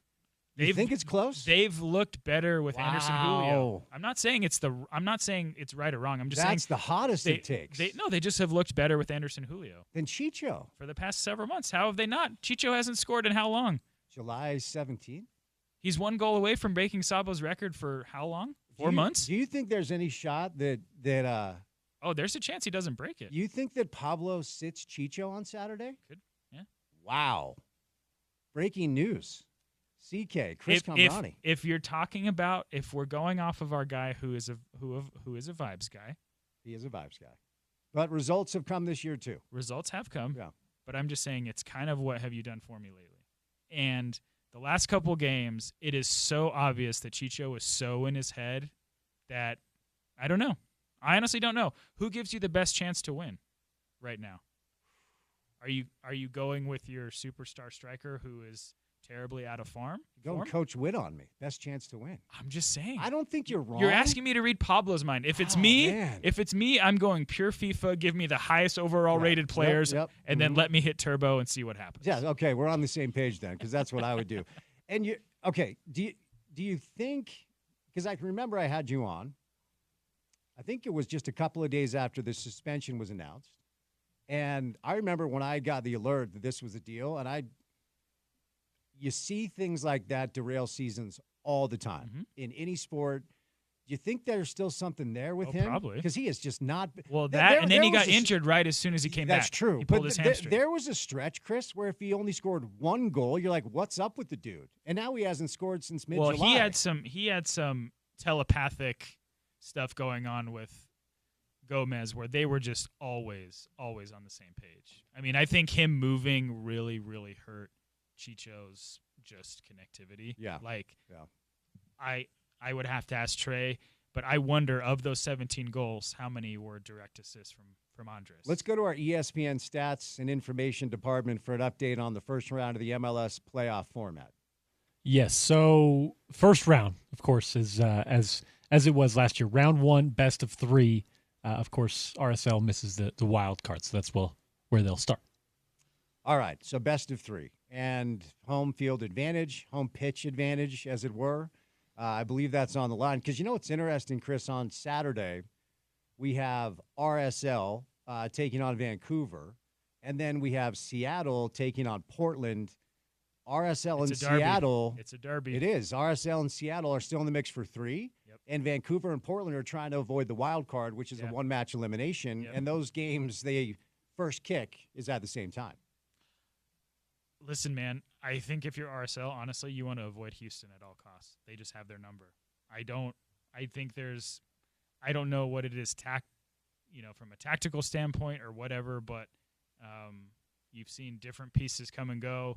But here or there, Ben Olsen's group has had the best of Pablo's side. So it looks like it's going to be Houston, right? Like if we're looking at the standings.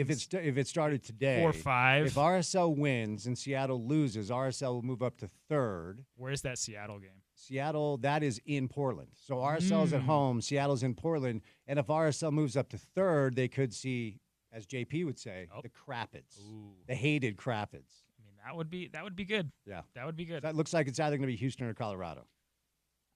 I mean, Colorado's been much improved, but yeah, it would be a monkey off their back, so to speak, if they could draw Houston and eliminate them. For sure. It just has looked real bad the last couple seasons. All right, before we break, and we'll do a segment on Utah football, BYU football, college football coming up next. CK's been in the lab. We have now a very decent sample size of what Lionel Messi looks like in MLS, and Miami potentially. Well, they're going to win the Supporter Shield. They're 3 points away. And they're also 3 points away from setting an MLS single-season record. Yep. How much of it is Messi? How much of it is the embarrassment of riches? And can anybody beat them in the playoffs? A lot, and yes. Okay. A lot of it is Messi. All right, we'll catch a break. A lot of it is Messi. A lot of it is the insane amount of talent that they've added, albeit aging talent. And this is going to be their last stop. It's MLS. But listen, man, like you're talking about putting together like 30% of arguably the best club team ever. Maybe it's a decade later, but you're still talking about, I'm missing one. Lionel Messi, Luis Suarez, Sergio Busquets, and Jordi Alba. Yeah. Like that is insane. It is. I'm sorry. Mm-hmm. And the fact that they've all managed to stay healthy for the most part outside of Messi than when he got hurt in Copa America, like that team has been as good, if not better, without him as they have been with him. Yeah. But in MLS, you ask, can they be beat? Yes, of course they can be beat. It's MLS. Last thing, who lives in their cul-de-sac? I mean, I don't watch enough. I only watch RSL. And then I'll check if Miami's on them. Of course, you want to see what that looks like. Columbus is in their stratosphere? Yeah. Anyone out west? I would be LA Galaxy have been really good. Like they finally ditched the superstar chasing mode. They do have Marco Royce, who just came up, but LAFC, I think if you're talking about the two best teams in the league, it's Columbus and Miami. Easy. Interesting. Well, fall soccer is a lot of fun. Want to remind you guys, coming up tomorrow, we have a special event at Overtime Cards and Collectibles. Going to be live at their new location in Sandy. Logan Cooley will be there, the center for the Utah Hockey Club, signing autographs. You can buy tickets for the signing at overtimecardsandcollectibles.com. It goes from 5 to 7 tomorrow. So the format is this. I am live at the Snowmobile Expo. After my show, I am going to run over, not literally, to Overtime Cards and Collectibles. Scott Mitchell will be there. Scott and I are going to do a couple of radio hits, and then we're going to interview Logan Cooley on air. So we'll be there up until 7 o'clock. Come on by and say hello to Scott and Logan and check out their trading cards of all your favorite athletes. You can check them out online at overtimecardsandcollectibles.com where you can buy and trade. More with CK coming up next right here on ESPN 700.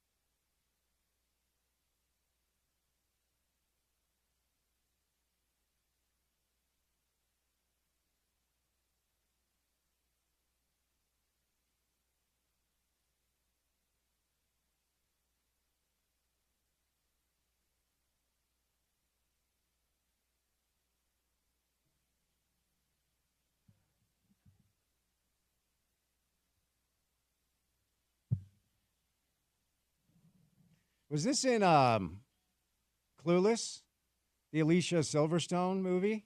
I'm getting Clueless vibes with the No Doubt. I'm Just a Girl. I don't know. It's a great song though. It's a good shout Magic out Kingdom. to. It's a good shout out to Gen X, my generation, the generation that you The best generation. that you really should. You fit the description. You are a millennial trapped in a Gen Xer's body. I believe that wholeheartedly, and I'm sad that I am part of what I can argue is not the best generation, but hey, we move forward. Yeah, and nobody wants my take on it. It's well documented. They just Gen X sounds cooler. It's like when you say it, millennial does not sound cool. Well, and even also, Gen Z sounds cooler. It also millennial. is cooler. Yes, than correct. millennials. Yeah, and we don't have to. You know what? I'm not going to do that thing today. There's a certain age right now that I'm having a tough time with in life, but I think let's just going to move on from all of that. All right, Chris. Since you and I last spoke, the news became official that Cameron Rising is done for the year. Yeah, second straight season. You had very unique access to Cam and his family for the piece you wrote that I've sent people to over and over and over. There is still this faction of our community that, he's a sandbagger. He got paid. He should be playing. I don't know how much attention I want to give that faction of our community, but they do exist. And the money thing does change. And the players everything. see it, which is unfortunate. Yes, Sorry to they interrupt do. you. No, I've been talking about that. Every time I hear a coach say, well, I'm not on social media, I say, well, guess what? Your players are, right? So let's just big picture, where are you at with this entire thing, second year in a row? Brutal development. I can't remember the last time a local player had as many high highs and low, personal lows from an injury standpoint. Like we don't. I guess Taysom would be a close analogy, but Taysom never led them to conference championships. Carlos Boozer. Yeah. But you're not wrong. But it's unfortunate. He shouldn't have been out there. Clearly, it did not look right, and we can relitigate that till the cows come home. But he's done for the year, and my assumptions would be that the two sides, hug each other, give each other thanks, and say we did a lot of cool stuff, but it's time to part ways. That is just an assumption on my part, and I think that would be best for both parties involved. I agree with you there, and that obviously has been a topic on the show. Eric Weddle was on Monday, and I asked him straight up his thoughts on Cam coming back for an 8th year. And you can go listen to it. I don't want to speak for him. He wasn't taking a shot at Cam. Mm-hmm. He echoed what you just said, probably best for everybody to kind of go their separate ways. I do have to say I wouldn't blame Cam if he did it. If the NIL money is still there, he's not an NFL It wouldn't be at the quarterback. same level, though. I agree with that. So, but if it's even there for a couple $100,000 to come, be on the sideline and help Isaac Wilson as a quasi backup, I don't know. I'm just thinking out loud. Because what's Cam going to do next year if he doesn't play football? Gordon joined us earlier. He made a good point. He's got a good community. If he's got an agent, he's made a little money. A lot of these guys, ex-BYU players, latch on to the bro companies down south and make a lot of money. They work down there, and there is a community you have as a collegiate athlete where you're not going to go be the assistant manager at Shields. But what does he do next year if he doesn't play football? Would you blame him if he came back? Oh, no, I wouldn't blame him if he came back. But, he has to make a business decision at this point. He's made a lot of money. He's been very successful. Does it make sense for him to, if he doesn't come back to Utah, does he want to pursue going somewhere else? And what does that market look like? Because at this point, we don't know what the severity of the injury is and how long he's going to be out.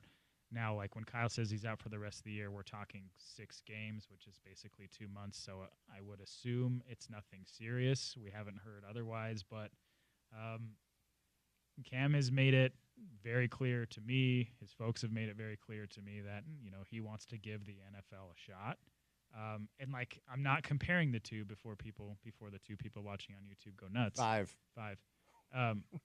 Who would have thought that Taysom Hill would become a very good NFL player? Totally different skill set. I get it, but I'm just saying, you're talking about a guy who had the same awful injury 3 years in a row, and all of a sudden became a very reliable, unique Swiss Army knife, healthy player in the NFL. So, Cam ran into a bout of really really crappy luck, man. Like, that is the bottom line. Like, you can't really turn it or twist it any other way. The knee injury was lingering 2 years ago. You know, he hurt it in that crazy USC game, and it prolonged and eventually exploded. That's a very big, unfortunate reality. The hand thing you never see happen, especially to your throwing hand, you know, being shoved into a Gatorade station and got rolled up on. It is what it is. Again, like, I don't want to be that guy who sounds like a broken record. Can't be mad at football player for getting hurt. Let me follow up, and I'll just ask you straight up. Outside of what you just said, what's your reaction to the portion of the community that I perceive to be real? Because it's not just cowards that want to be brave online. I've heard real people who I know say out loud that they're out on Cam, like just out on him, just over it. To that, I would say the term fan is short for fanatic, and that is a very fanatic approach to an existence that people have poured a lot of energy and time and money into. But I'll tell you one thing. In this day and age, people can pay attention to how fan bases treat their players. And if you're talking about a place that has historically struggled to recruit and retain quarterbacks, if you're having their fan base turn on one of the best to ever do it, it's not a great look. That's just the reality. It's not a great look. Yeah, they did lose a big-time commit today as well. Oh, offensive lineman from Spanish Fork decommitted. He was one of the best players they had in the class coming up. I'm not drawing a straight line, but you're not wrong. Let me ask you this. Is there any part of the entire dynamic that it's fair to be frustrated with? You can be well, if you're asking me, my opinion is you can be frustrated with the way Utah handled the injury, quote unquote, reports, the situation. Mainly last year. I think this year people understood, saw the writing on the wall, realized kind of what was taking place. But again, Kyle doesn't care. He doesn't. You're talking about, like, I mean, is Kyle the most powerful, like, non-politician in this state? Probably. Honestly, like, he's a guy that could walk into most households and everybody would just be like, here, let me make something for you, please. My guy Ryan might have a little power these days. Okay. Trucks and Teslas. I guess, like, yeah. I guess I'm saying, like, a player-athlete, from a player-coach-athlete point of view. But, yeah, fans can be frustrated with that. I do think we had an unfortunate bubbling to the surface of people believing that this team was going to go undefeated in the Big 12 and that they were better than everybody else, and kind of drinking the Kool-Aid, which is an overused cliche. But this team has a lot of flaws, and they have a lot of injuries. But, you know, teams also have other injuries across the country. Other teams have injuries across the country. They just have better depth. And that's just the reality. We've talked about this ad nauseum. Nick Saban, 2 undefeated teams. 2 of his national championship teams went undefeated in his entire run. Like, even the best, it doesn't happen very often. I don't think I ever thought they were in that stratosphere of potentially running the table. But I did think they'd have something to say about the Big 12 championship at the end of the day. Yeah, if Cam stays healthy. Listen, Cam looked like his old self the first game and a half. He did, yeah. Until he got hurt again. 2 different injuries. I'm sorry, it happens. But eventually you got to turn the page. It is a cutthroat, unforgiving business for a player in college football. You can be a superstar, millionaire NIL quarterback one day, and then you get hurt, and then you have to figure out what's next. Unfortunately, for Cam, that's where he's at. And it is time to turn the page, so let's talk ball. Okay, let's talk. I came prepared. Listen, I know. I came prepared.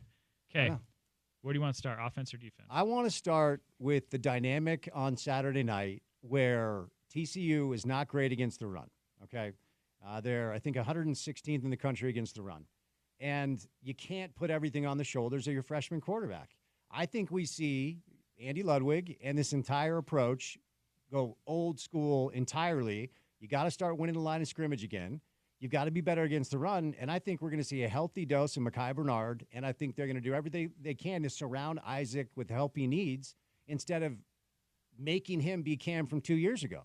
I feel like this is a game that they can get because TCU doesn't stop the run. I think we're going to see a healthy dose of the Utah run game. Okay, stats. Bring it. Came prepared. I know you did. Total offense right now in the country, 58th. This is Utah. Rushing offense, 56th, which is lower than I thought because Makai's been good. Yeah, but he's really been the only. Yes, he doesn't. There he's isn't been the really best, any. Yeah, he's been the best player on the team. Yeah. Passing offense, 66th, only 10 spots behind the running defense. First downs tied for 72nd. Oof. Scoring offense, 81st. Red zone offense, 89th. And this is the craziest part to me. Time of possession, second in the country. So Utah has the second best time of possession in the country, but they have not been able to cash in, no matter who's at quarterback. Yeah. That is a huge problem considering the weapons that they have, and I understand fans have been frustrated with the offensive play calls and the schemes and whatnot. And there have been some very head-scratching calls, 2nd and 10, wildcat to Brant Keithy, where you obviously know what's going to happen. That kind of stuff. Yeah. In the red zone, it doesn't work. But Andy and his staff have to figure out a way to tailor an offense that fits who they have. And right now, they have Mekhi Bernard. They have Dorian Singer. Brant Keithy's looked okay. And to your point, they have to make Isaac Wilson look comfortable. Because I think if you're talking about that Arizona game, like we talked about it, if you kick field goals there and don't go for it twice on 4th and goal, you probably have a little bit of confidence if you're Isaac. Like, you're bummed that you didn't get into the end zone, but shoot, it's still 6-0 or 7-6. That matters for young players. Yeah, it does, yeah. And, Andy, this isn't Andy's first rodeo. He's done it at a bunch of schools. He's done it here with a bunch of different quarterbacks. But it is odd considering the personnel that they have at their disposal. I mean, most of the injuries have come on the defensive side of the ball outside of Cam, right? I mean, Correct, it's 3 of their front 7. Yeah, I mean, their wide receivers have stayed healthy. Brant has stayed healthy. Everybody's obsessed with the amount of tight ends that they have. Caleb Lohner had a good game against somebody a few weeks ago. It's a red zone threat. 6-7. Throw it up. Yeah. But I don't want to say it's all on the offense, man. It's not. Because the entire team, listen, Utah has not looked good in one game this year. They have not looked good in one game. We're 6 games in. And I was looking this up the other day. When was the last time Utah beat a good team in your mind? Off the top, I'll go USC a year ago, who was not a great team. 2 years ago, SC. That's the Pac-12 championship. That's the last time they beat a good team. Yep. Yeah. And the only other time they beat a good team that year was the previous time they'd beat USC in the crazy Cam game here and Dalton Kincaid game. Yeah. Utah has not played well. And I understand, listen, the injuries to the most important position on the field will derail lots of people. Of course, yeah. But this team has failed to meet expectations that I think a lot of people have, unfortunately, and unfairly to them, bloated up in recent years. Do you think Saturday night is something that will manifest itself as a get-right type situation if they get healthy? Got to see it. Yeah. I'm not going to believe it till I see it. I mean, the vibes are not good, man. They do not look good. They're not turning the other team over. They've lost the turnover battle the past couple of games. You want some stats? Bring it.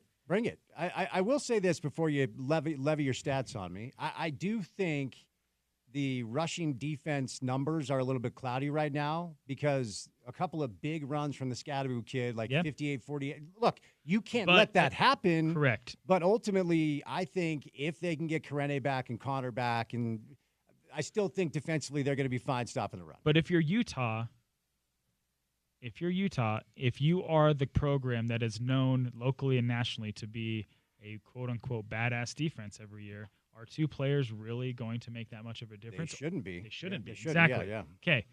Rushing defense, 42nd in the country, which is not where Utah's used to being. And, piggybacking off your point against Scadaboo, against Arizona, those kids were running 8 or 9 yards every single touch. A lot of open lanes for sure. Turnovers tied for 59th in the country, which is very not like Utah. And this was the craziest one to me. Red zone defense tied for 96th. The opposing team scores on 90% of the time they get into Oof, not good. Not good. So again, while people are pissed that Cam got hurt, while they're pissed about the offensive red zone numbers, this is not on one player or one group. the entire team has failed to meet expectations, and that's okay. Yeah. But again, like maybe we were too, not locally and nationally, maybe people were lazy. Maybe people were like, oh, Cam Rising's coming back. He hasn't played in a year and a half, but he's going to be the same guy that he was. Brant Keithy hasn't played in 2 years. Oh, he's going to be the same guy that he was. Mekhi Bernard, out for a year. He's looked good. But, like, these were huge questions around a team that had a lot of questions going in regardless. Yeah, Kyle's built a bit of a benefit of the doubt situation. Absolutely. There's no doubt. It's a good point. A few minutes left before I set you loose. The team that is using the Utah ethos to win games is 40 miles down south, man, because they're turning the other team over. They've won the turnover battle every single game. Statistically, their defensive numbers, not just better this year, far better. They couldn't get to the quarterback last year. They didn't make very many transfer portal additions. They just relied on continuity and giving Jay Hill another year. And, you know, I even heard Jay Hill say 4 and a score. That's an old John Pease Utah saying. Yep. Like, they are using the model that Utah wants to be using, and they're doing it much better than Utah is 40 miles down south of here. How many people on that staff were on Kyle's staff at one point? All of them except Papinga, probably. Yeah, really, like you can go down the list. But, to your point, they are not losing the turnover battle. They don't have, like, a standout offensive player. They have 17 different players who've scored touchdowns. Isn't that mind-blowing? There you go. That's crazy. I mean, they've played, like, 8 running backs. Yeah. They do have really good receivers. I mean, I'll give them that.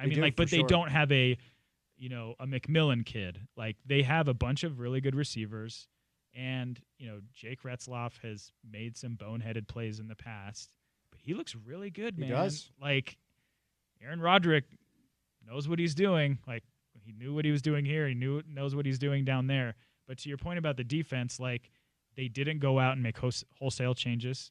They got really good in the linebacker room. And some of those were portal ads. The Taggart kid came from Oregon. Jack Kelly came from Weber State.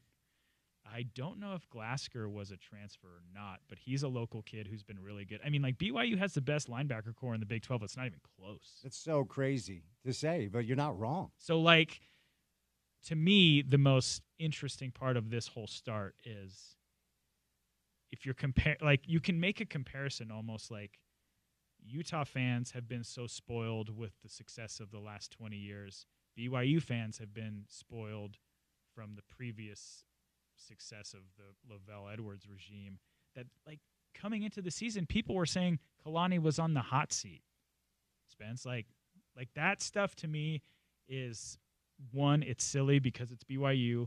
There are only 2 coaches out there, in my opinion, in the NFL and college football realm who would be considered upgrades to Kalani Sitake right now. You want to name them? Andy Reid, Kyle Whittingham. Yeah. Seriously, yeah, like, you're not wrong. people who think that, like, there was going to be a better direction for the program to go, live in a unfortunate reality and don't understand the difficulties of recruiting and retaining talent at BYU. So the fact that Kalani has been able to do this, albeit there have been some down years. Last year in the Big 12, for sure, was tough, but they weren't getting their doors blown off them every week. Like, they lost some brutal games. The OK State game, they were talking about this overtime, week. yeah. Insane. Like, listen, BYU fans should be throwing a party every single weekend knowing that they have Kalani Sitake as their head coach, because it is probably the most difficult place to recruit and retain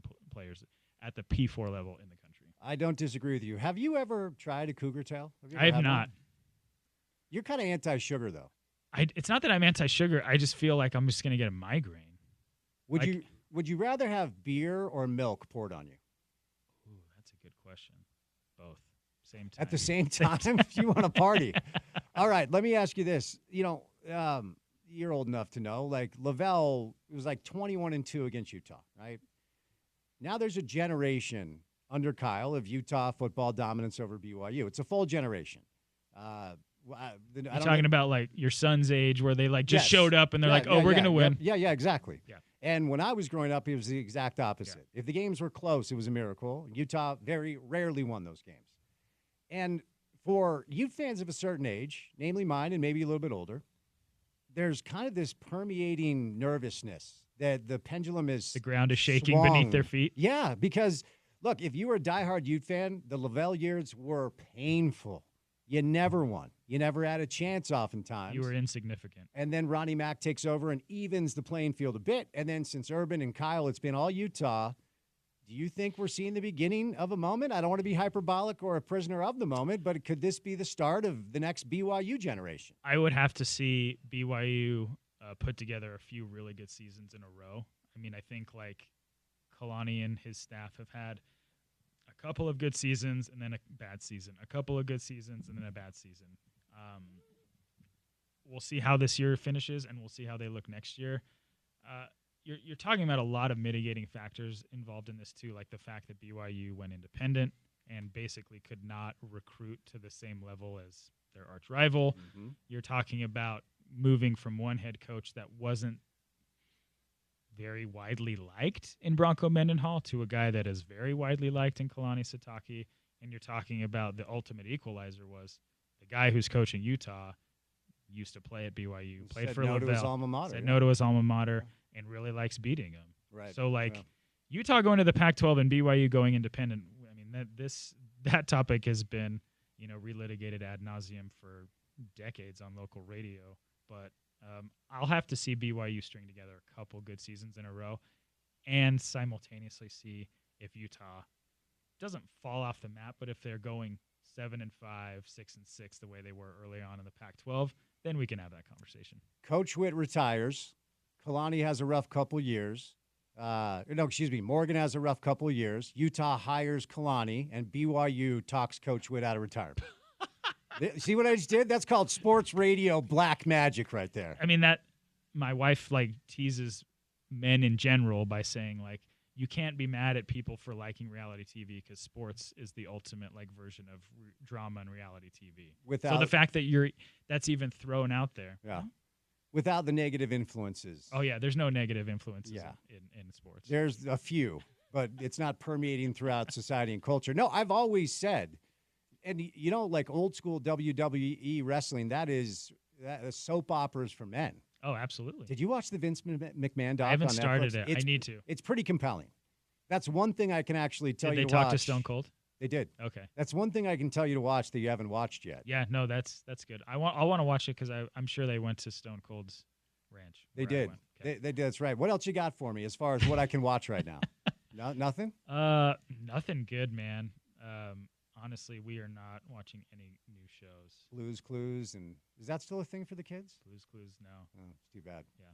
All right, man. Great to see you, okay? Thanks, Spence. The great Chris Camarati. Let's bring in Ryan from the Dish Pros. Give him a call at 801-424-DISH. Upgrade, save money, support local. What's going on, Ryan?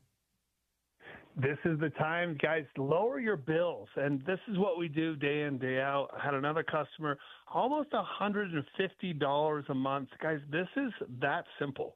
Call us up. Listen, your cable company or your other TV provider or even your fiber company, they don't send you big flashing signs that say, hey, we raised your bill. It just goes up. And a lot of people saw an increase on their fiber bill. They saw an increase on their TV bill. Guys, here's the thing. Call us up. You probably don't know how much you're spending, and it's really the truth. But you probably know you probably could pay less, and that's the deal. Call us up. Take advantage of the offers we have. Fantastic deals with the internet right now, with even gift card offers, $200 gift card when you sign up as a new customer. Take advantage of these free money, and let us hook you up with fantastic services and the best TV solution out there with the Hopper. And we'll get you installed as early as next day. I can still hook you up with the multi-sports pack free for a year, which includes the NFL Red Zone and movie channels. Plus, we'll throw in dinner at JCW. So call us now. We can have you installed as early as tomorrow. Get you set up before the weekend. 424-DISH. It's 801-424-3474. All right, there he is, Ryan from the Dish Pros. More next, right here on ESPN 700.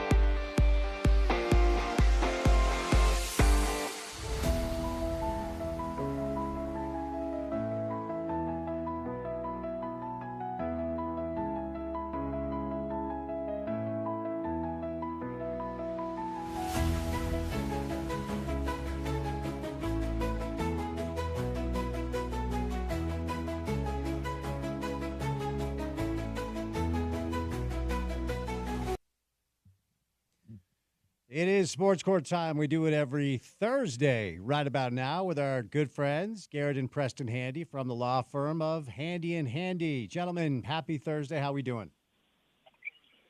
Hey, Spence, how you doing? I'm well. Appreciate your time as always. So let's jump right into it. A former LSU football player, his name is Greg Brooks, has filed a lawsuit against the school for what he's claiming to be negligence. Fill in the blanks. What's going on here?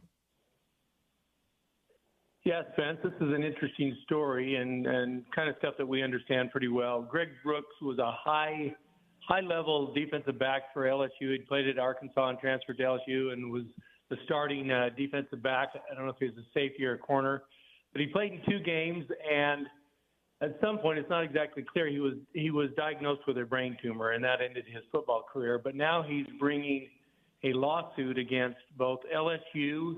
He's named Coach Kelly, Brian Kelly, and members of the staff. He's named members of the training staff and the medical staff for the football team. But he's also he ultimately underwent surgery. He's named the Our Lady of the Lake Regional Medical Center and the surgeon that did the surgery. It's got 2 parts to it. It's interesting. One is he's claiming negligence against the staff. Some of his allegations are that they didn't take action maybe when there were signs to take action, and that there was a misdiagnosis within the staff at LSU, but also that he was pressured to play and given an indication that, hey, you're going to lose your position if you don't play. So that's one part of it. And the other part is that he's claiming a medical malpractice case against the hospital and the doctor. And usually when these cases go, they name pretty much anyone that had anything to do with the surgery. And there it'll be standards of negligence where they apply standards of negligence to that area of practice. Basically, what you have to show is that the standard of care fell below the accepted standard of care in that area of practice as a surgeon. And it's alleged that he had some seizures during the surgery. And now it's claimed, and these allegations are, that he cannot walk anymore and that he has no use of his hand. So it's going to be pretty interesting here. And I think one question we don't know is when, in fact, the tumor was fully diagnosed, when they actually had knowledge of it. But this is going to be an interesting case to see where it goes. Clearly, he has some lifelong damages, if he can prove his case, and potentially he could have been an NFL back. I don't know how much he can prove there, but he was a high-end defensive back. So long road ahead of him here. Garrett, you're up, buddy. Well, yeah, it's a complex case, and it's hard to really, at this point anyway, comment on the merits of it because a case like this is just so fact-intensive and so technical, right, when you're talking essentially about a brain surgery to remove a tumor and what may or may not have gone wrong and whether or not there was negligence. So it's a tough case, but we'll keep an eye on it. All right, let's move over to a case out of pro basketball. Victor Wembanyama is suing a Texas man for, what are you saying, illegally profiting from his NIL. What's going on here? Well, everybody gets to bring an NIL lawsuit. This one's a little bit different. As soon as Wemby gets traded to the Spurs, there's a guy in Texas who right away he goes and files trademark applications for L Wemby and Wemby's World, and he starts a website, wembysworld.com, and he's selling stuff like shirts and hoodies and coffee mugs and mouse pads and magnets and a bunch of stuff like that. And so it sounds like Wembanyama's camp has tried to get him to shut this down and stop using the website, and he hasn't, and so he's brought a lawsuit. And I guess to note also, his trademark applications were denied because, of course, the trademark office saw that there could be confusion between that there was no connection between this guy and actually between Wembanyama, and so his application was denied. And so that's really the basis, I think, for the lawsuit, is to say, hey, look, you're profiting off of my name, image, and likeness, potentially by selling these things, and he's guarding his personal brand. And so I think that's really what's going on here. But, just the lawsuit's just been filed, so we'll keep an eye on it as well. All right, Garrett, you're up here. Okay, Spence, I think it's interesting that these trademarks were denied. We've talked about patents and trademarks and where there's been disputes, basically usually after one has been granted and someone comes back and says, well, wait a minute. And what the issue is, it's going to cause confusion in the marketplace. Well, this guy never got his trademarks, yet he went ahead with marketing this stuff and getting it out there and profiting from it. So I don't know. I mean, it's pretty bold of him to go forward with it. And I think I would land on the side of Wembyana. This thing getting shut down. All right, let's move over back to the college game. The Ivy League was thought to be in trouble with some antitrust stuff with their no scholarship policy, but it looks like the Ivy League, because the Ivy League really needs good news. We need these folks to have more good news. So what happened with this one?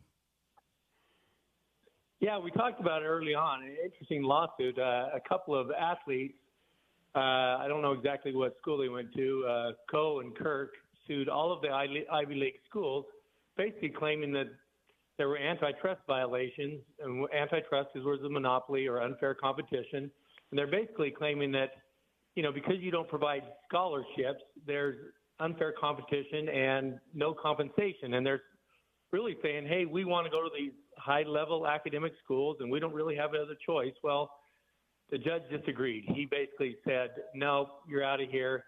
You don't adequately identify. We can't identify a relevant market for antitrust scrutiny. And what he did is he went and looked at, he said, hey, there's the Ivy League schools, and we know about all the Ivies, but hey, there's these other high-end academic schools. We know Duke, Georgetown, and Berkeley, and Stanford, and Vanderbilt, and all of these schools, Notre Dame. And he says, yeah, but they provide athletic scholarships. So you do have other options. You're not tied in just going to Ivy League schools. And I'm sure that these athletes are saying, but wait, an Ivy League school is an Ivy League school, and so we kind of don't have other options. But Judge Thompson said, he said it's impossible to really identify a sufficient market to not, and that the Ivy League schools have market power to deny these athletes of scholarships when there's other options. And interestingly, here, side note, Spence, Judge Thompson, shocker, he went to Princeton and he went to Yale, so he's an Ivy League guy in school himself. All right, Gary, you're up on this one, pal. Yeah. Thanks, Spence. Thankfully, these Ivy Leagues are not going to have to, dip into those massive endowments that they have, right, and pay these student athletes. So there you go. Well said. All right, to pro football. Deadspin. Wow, I haven't heard of Deadspin in a while. Denied a dismissal of a defamation suit that was filed by a Kansas City Chiefs fan. What's going on here? Yeah, this was from last year. It was a 9-year-old kid, and there was a lot of pictures of it. He had his face painted. He was in a full headdress, big Chiefs fan, right there, getting a lot of press at the game. And Deadspin ran an article with a picture of this kid, 9 years old again, and said along the lines of that he accused him of wearing blackface and saying he was hating black people and Native Americans at the same time with this outfit that he had. And the picture just showed, the half of his face that was painted black. Well, the other half was actually painted red. He had Chiefs colors going on. And so the family apparently has, gone to Deadspin and said, hey, take this article down.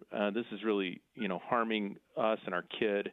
He's alleged that he's been bullied at school and a lot of negative attention because of this. And Deadspin's refused to do that. And so they've brought a defamation lawsuit against Deadspin and trying to get him to take it down. And Deadspin, the latest on this is they filed a motion to dismiss, and that was denied. So it looks like it's going to go forward, and they'll get a chance to prove their case. All right, Garrett, your turn here.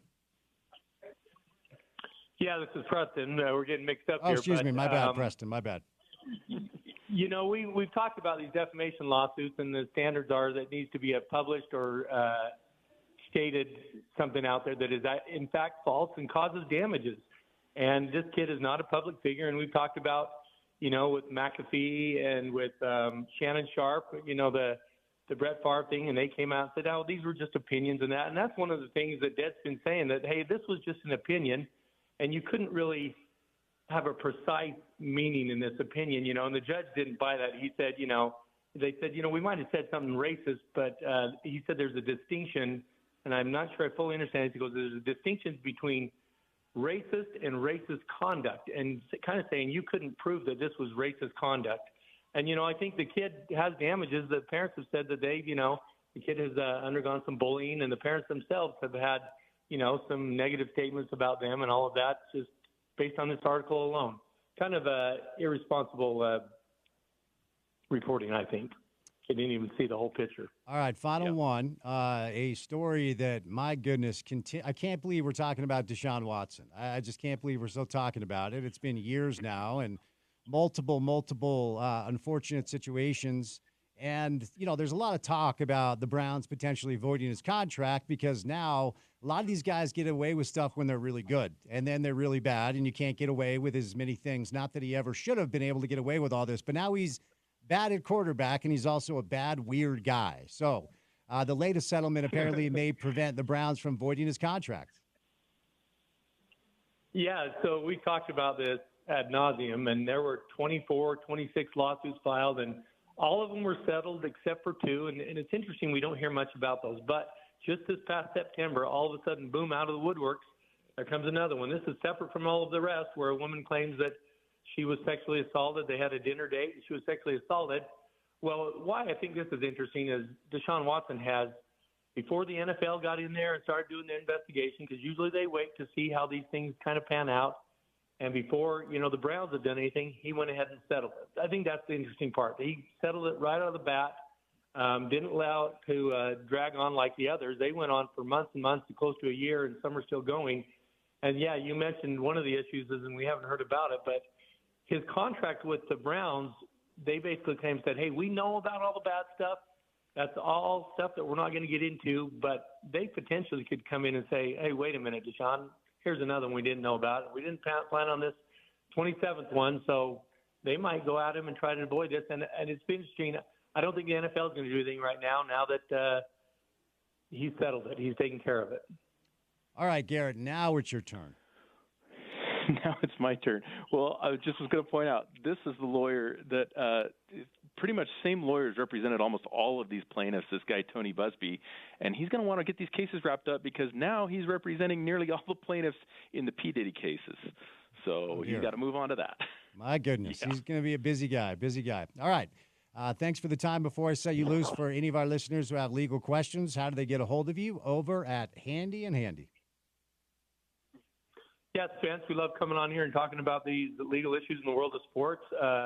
We are a personal injury law firm. We help people that have been involved in all kinds of accidents and take care of them. We'd love to hear from you. Give us a call at 801-264-6677 or jump on our website at handylawutah.com. You can learn about us there and you can submit your questions. Thank you, gentlemen. And we need a very, very passionate Go Utes on a Thursday. Very passionate. Very Go passionate. Utes. Oof, there you go. I don't think they've heard us. Go Utes. Hopefully they will on Saturday. Appreciate the time. Garrett and Preston Handy, great dudes. If you have any legal questions, they can help you out over at Handy and Handy. So give them a call. They're good guys. They'll give you good advice. All right, I want to remind you that coming up tomorrow, we have a busy day in Afternoon Drive and then even following that. So come say what's up at the Snowmobile Expo for the Afternoon Drive from 2 to 5. And then at 5 o'clock, we're going to move the show over to our good friends at Overtime Cards and Collectibles. And it's a special event. Logan Cooley's going to be there. All you hockey fans, come on out and meet Logan Cooley. He's off to a great start, center for the Utah Hockey Club. He's going to be signing autographs for all the fans. You can buy tickets for the signing at overtimecardsandcollectibles.com. It'll be tomorrow from 5 to 7. While I'm making my commute from the Snowmobile Expo to Overtime Cards, Scott and Mitchell will have you taken care of. So if you've ever wanted to meet Scott, if you've ever wanted to meet Logan Cooley, come on out to Overtime Cards and Collectibles tomorrow from 5 to 7. And while you're there, look at the trading cards of all your other favorite athletes. You can check them out online at overtimecardsandcollectibles.com where you can buy and trade. All right, 3 hours down, 1 hour to go. Drive at 5 comes your way coming up next right here on ESPN 700.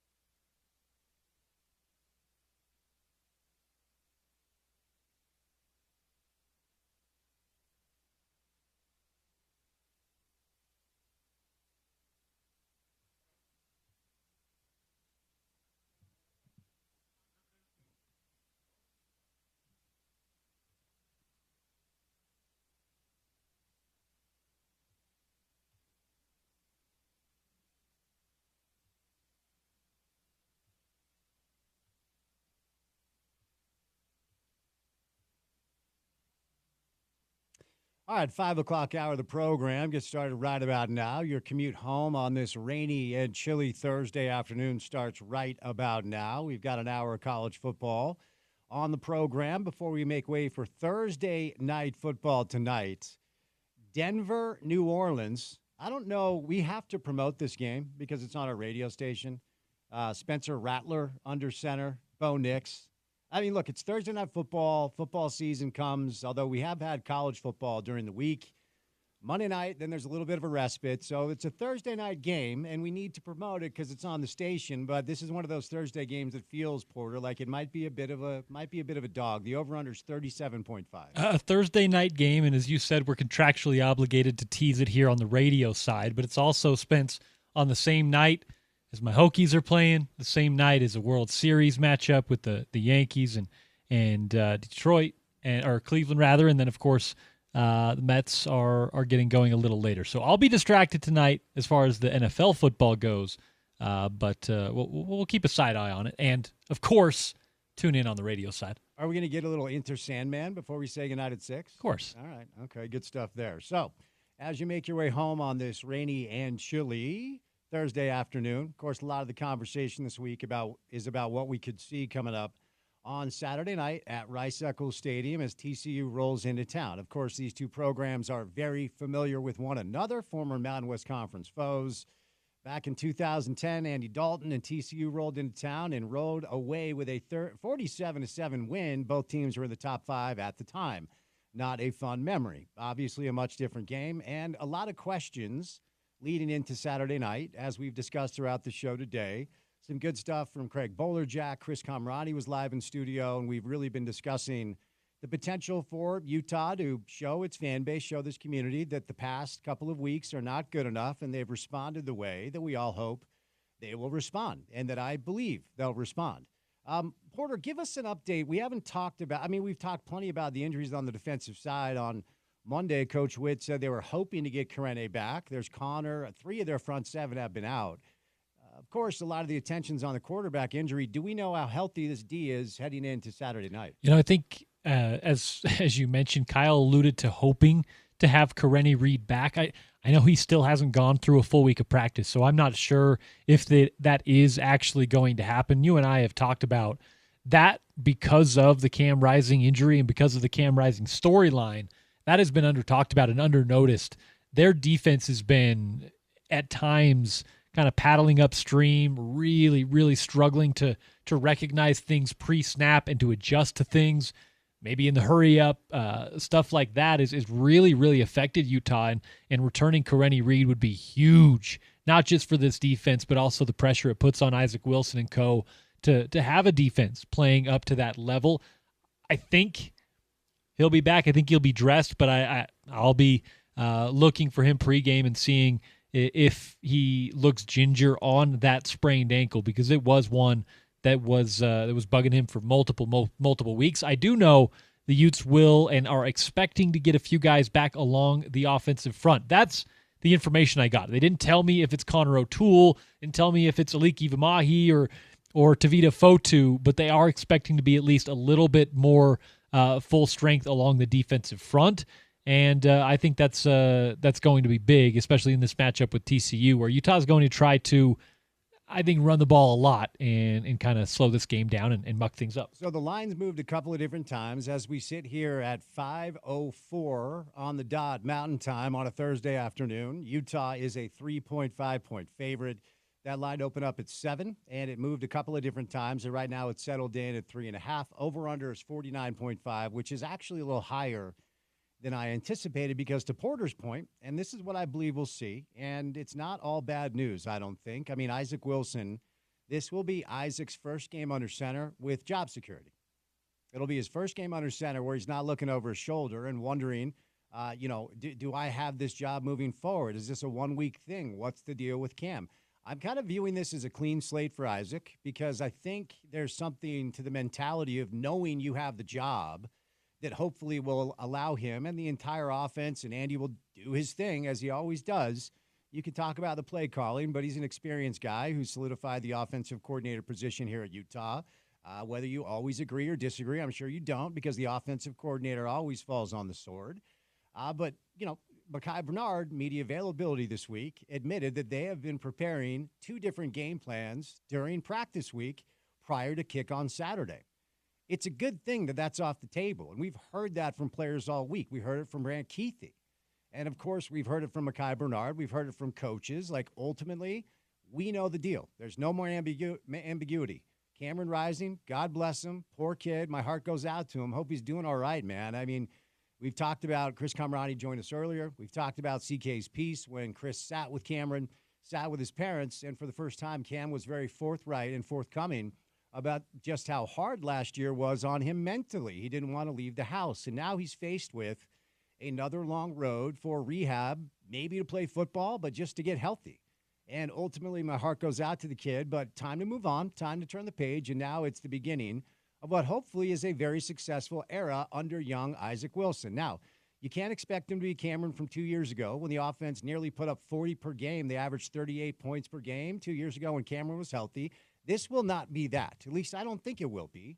But as Porter referenced, when you look at what TCU does well, juxtaposed to where they struggle, they don't stop the run. They are kind of a sieve against the run defensively, and that has to play right into Utah's strengths right now because you're not going to put it all on the shoulders of Isaac Wilson. I don't think he's going to throw it 40 to 50 times. He might hit 30. Who knows? And ultimately, you want Isaac to throw when he wants to, not when he needs to, and therefore you have to win the battle at the line of scrimmage. This is a young offensive line that has played well.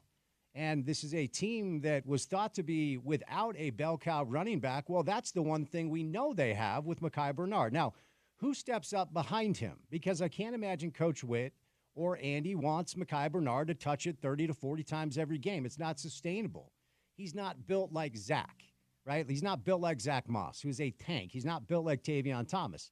He's just not as big as your typical bell cow backs. He runs with way more physicality than I even knew he had. I didn't know whether or not he could run between the tackles because I had not seen it, but he's doing that this year. And, you want to feed the rock to the guy that's hot right now, and that's Mekhi Bernard. So I would anticipate Utah leaning heavily on their captain now. Congrats to Mekhi. Their upperclassman running back, who's one of the best backs in the Big 12, behind an offensive line that's really, really looked good. And then that will take some pressure off of Isaac, and he can throw when he wants to, not when he needs to. I don't know how much freedom Isaac will have to change plays at the line of scrimmage the way Cameron did. But Coach Witt even alluded to Isaac's ability to run the football. I don't know how much we're going to see that. And, of course, there's a conversation to be had about what it looks like if Isaac gets hurt running the football. Brandon Rose is QB2. We don't want to think about that. So how creative will Andy be? Will Coach Ludd be? How free will he allow Isaac Wilson to play? When Isaac drops back to pass, will his eyes instantly go to Dorian Singer because those two clearly had a connection when Isaac was under center before Cameron came back? Will this be maybe the beginning of a bit of a resurgence for Brant Kuithe, whose numbers at this point of the season probably aren't where he wants them to be because, let's face it, Brant is one of the guys on this team that wants to put tape out there for pro scouts because he's an NFL guy. Before Dalton Kincaid just burst out of a cannon, Brant Kuithe was the tight end that everybody thought was more talented offensively. So maybe Isaac develops more of a rapport with Brant. Maybe he looks at Dorian. But ultimately, this should be a situation where Utah exploits TCU's inability to stop the run, and they run the ball down their throats. Now, defensively, where we've seen Utah struggle is giving up big plays on the ground. Like, I don't really buy the whole narrative that this is a bad run defense. That's not really a thing that we're used to around here.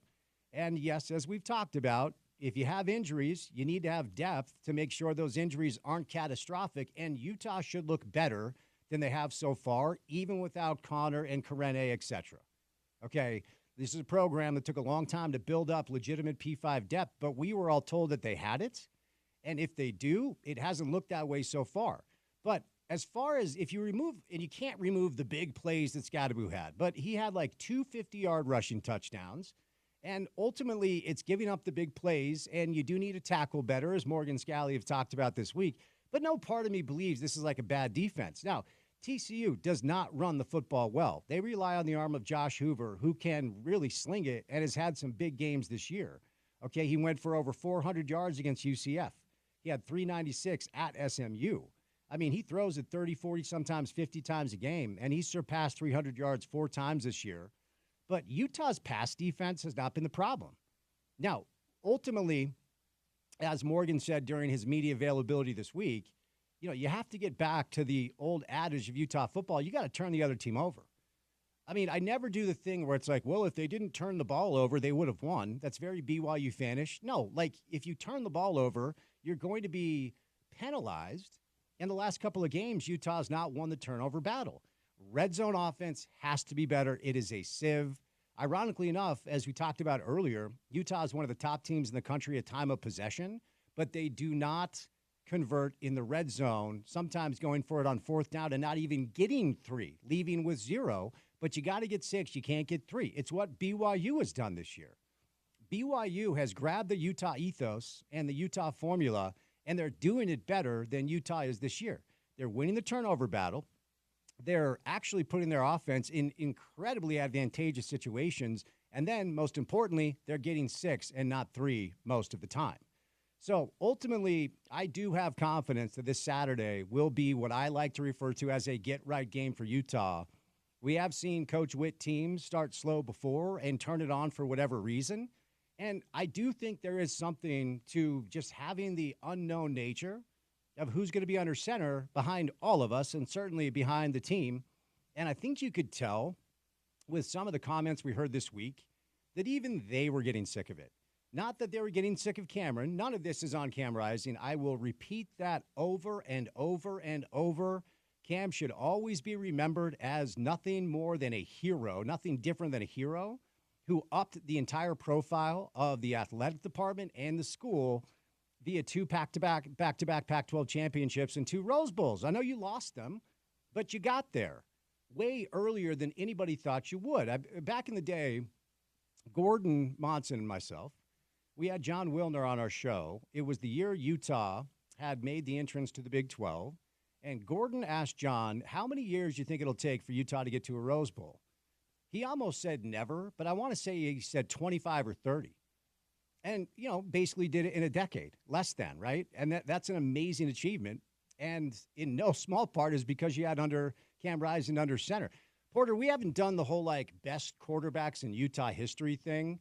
But how many names would you feel comfortable saying into a microphone emphatically are better than Cam has been for Utah? 1? Maybe, right? And that's a conversation that you have to get into. What are you talking about, right? Are you talking about his career at Utah? Are you talking about the player that you saw at Utah? I'm not sure that we've seen a quarterback better than what we saw from Alex Smith in that 2004 run, but he also didn't win 2 power championships. He also didn't go to 2 Rose Bowls. There's context here that it's not just about Cam Rising. It's about the timing in which he was Utah's quarterback. And yeah, man, we can talk about Scott Mitchell and how good he was as a quarterback. Is Cam as good as Scott playing the position? Probably not, but he's probably higher on that list when we're saying Utah quarterback all time because of what he did when he did it, the timing in which Utah was in the Pac-12. There is a lot of quarterbacks, 4 or 5 of them that can maybe match what Cam did on the field and the stat sheet in the record books, right? Is there one that can say they have 2 Power 4, Power 5 championships and 2 Rose Bowl appearances? There's 0 that can say that at Utah football and in Utah football history, and that's part of the conversation. But yeah, man, he's right there. It's Alex Smith, it's Brian Johnson, Cam Rising, Scott Mitchell, and then you can have a conversation about Tyler Huntley and the other guys. I understand the fatigue. I really do. I don't understand forgetting who Cam Rising is. I don't get that at all. The portion of our community that seems to have forgotten because of the fatigue. And like I said, I get the fatigue. I think everybody's feeling it, including the coaches and players up on the Hill, as they've indicated this week during their media availability. But keep the venom away from Cam. Not here for it. And no matter what you think of him now, you should always remember him for what he did to lift the profile of both the athletic department and the school with those Rose Bowl appearances. A lot of you guys went on those trips. A lot of you guys will remember those trips forever. You don't make those trips if not for Cam, okay? So I understand the fatigue, but I think the anger and venom's a little bit misguided. And I think you're going to see a team come out on Saturday that's ready to roll, that is sick of all the criticism, that hates losing. Poor Junior Tafuna was in tears after the game. And knowing message was received loud and clear this week that we don't do this. And I think TCU's in trouble. I really do. I think Utah is going to go control the tempo. I think they're going to win the line of scrimmage. I think they're going to run the football. I think Isaac's going to do just enough, and I think Utah gets it done. I think they cover the spread. And hopefully next week we're talking about a very impressive performance that might re-energize this fan base a little bit. Now, on Friday night, Brigham Young welcomes in Oklahoma State, potentially the most disappointing team in the Big 12. A lot of Ute fans will tell you they believe that that's Utah. No, it's very much Oklahoma State. They can't run the football. They have the Doak Walker Award winner from a year ago, Ollie Gordon II. All teams do is stack the box. Bowman does not make them pay. Questions about their quarterback. BYU's a 9-point favorite. Late kick Friday night in Provo. And BYU, if you are a bettor, and I say this all the time, do not bet on sports. You work too hard for your money. Keep it in your pocket in your bank account. But if you've been riding this BYU streak, you might have made a lot of money. I hope 10% is going where it needs to. But I think BYU rolls on Friday night.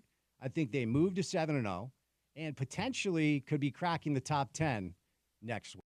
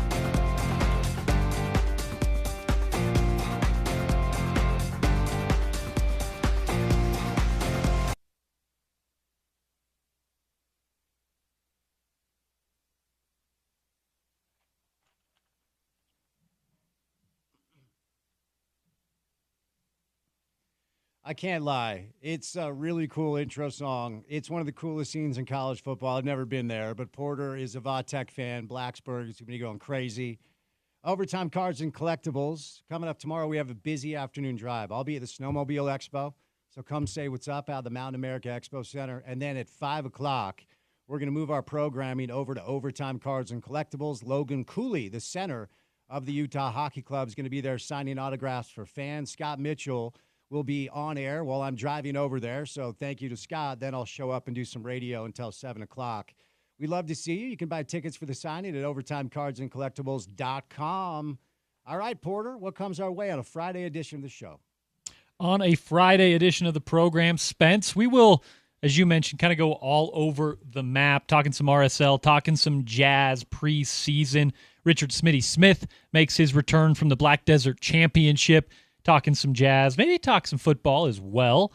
Real Salt Lake, a front office member, probably Jason Kreis on a Friday. And then, of course, some college football for you. JB Long, talking some Pac-12, Big 12, NFL, wherever you want to go with him. Yogi Roth on a Friday as well. And then we'll hand it over to Scott Mitchell and the folks at Overtime with our friend Logan Cooley of Utah Hockey Club. There you go. That'll be a fun Friday show, so get your weekend started out the right way with us.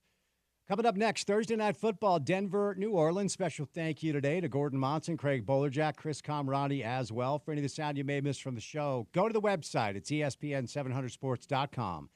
Download our mobile app. ESPN 700 app is available for free in the App Store or the Google Play Store. And then download our podcast. Follow along, rate, review. It's called The Drive with Spence Checketts.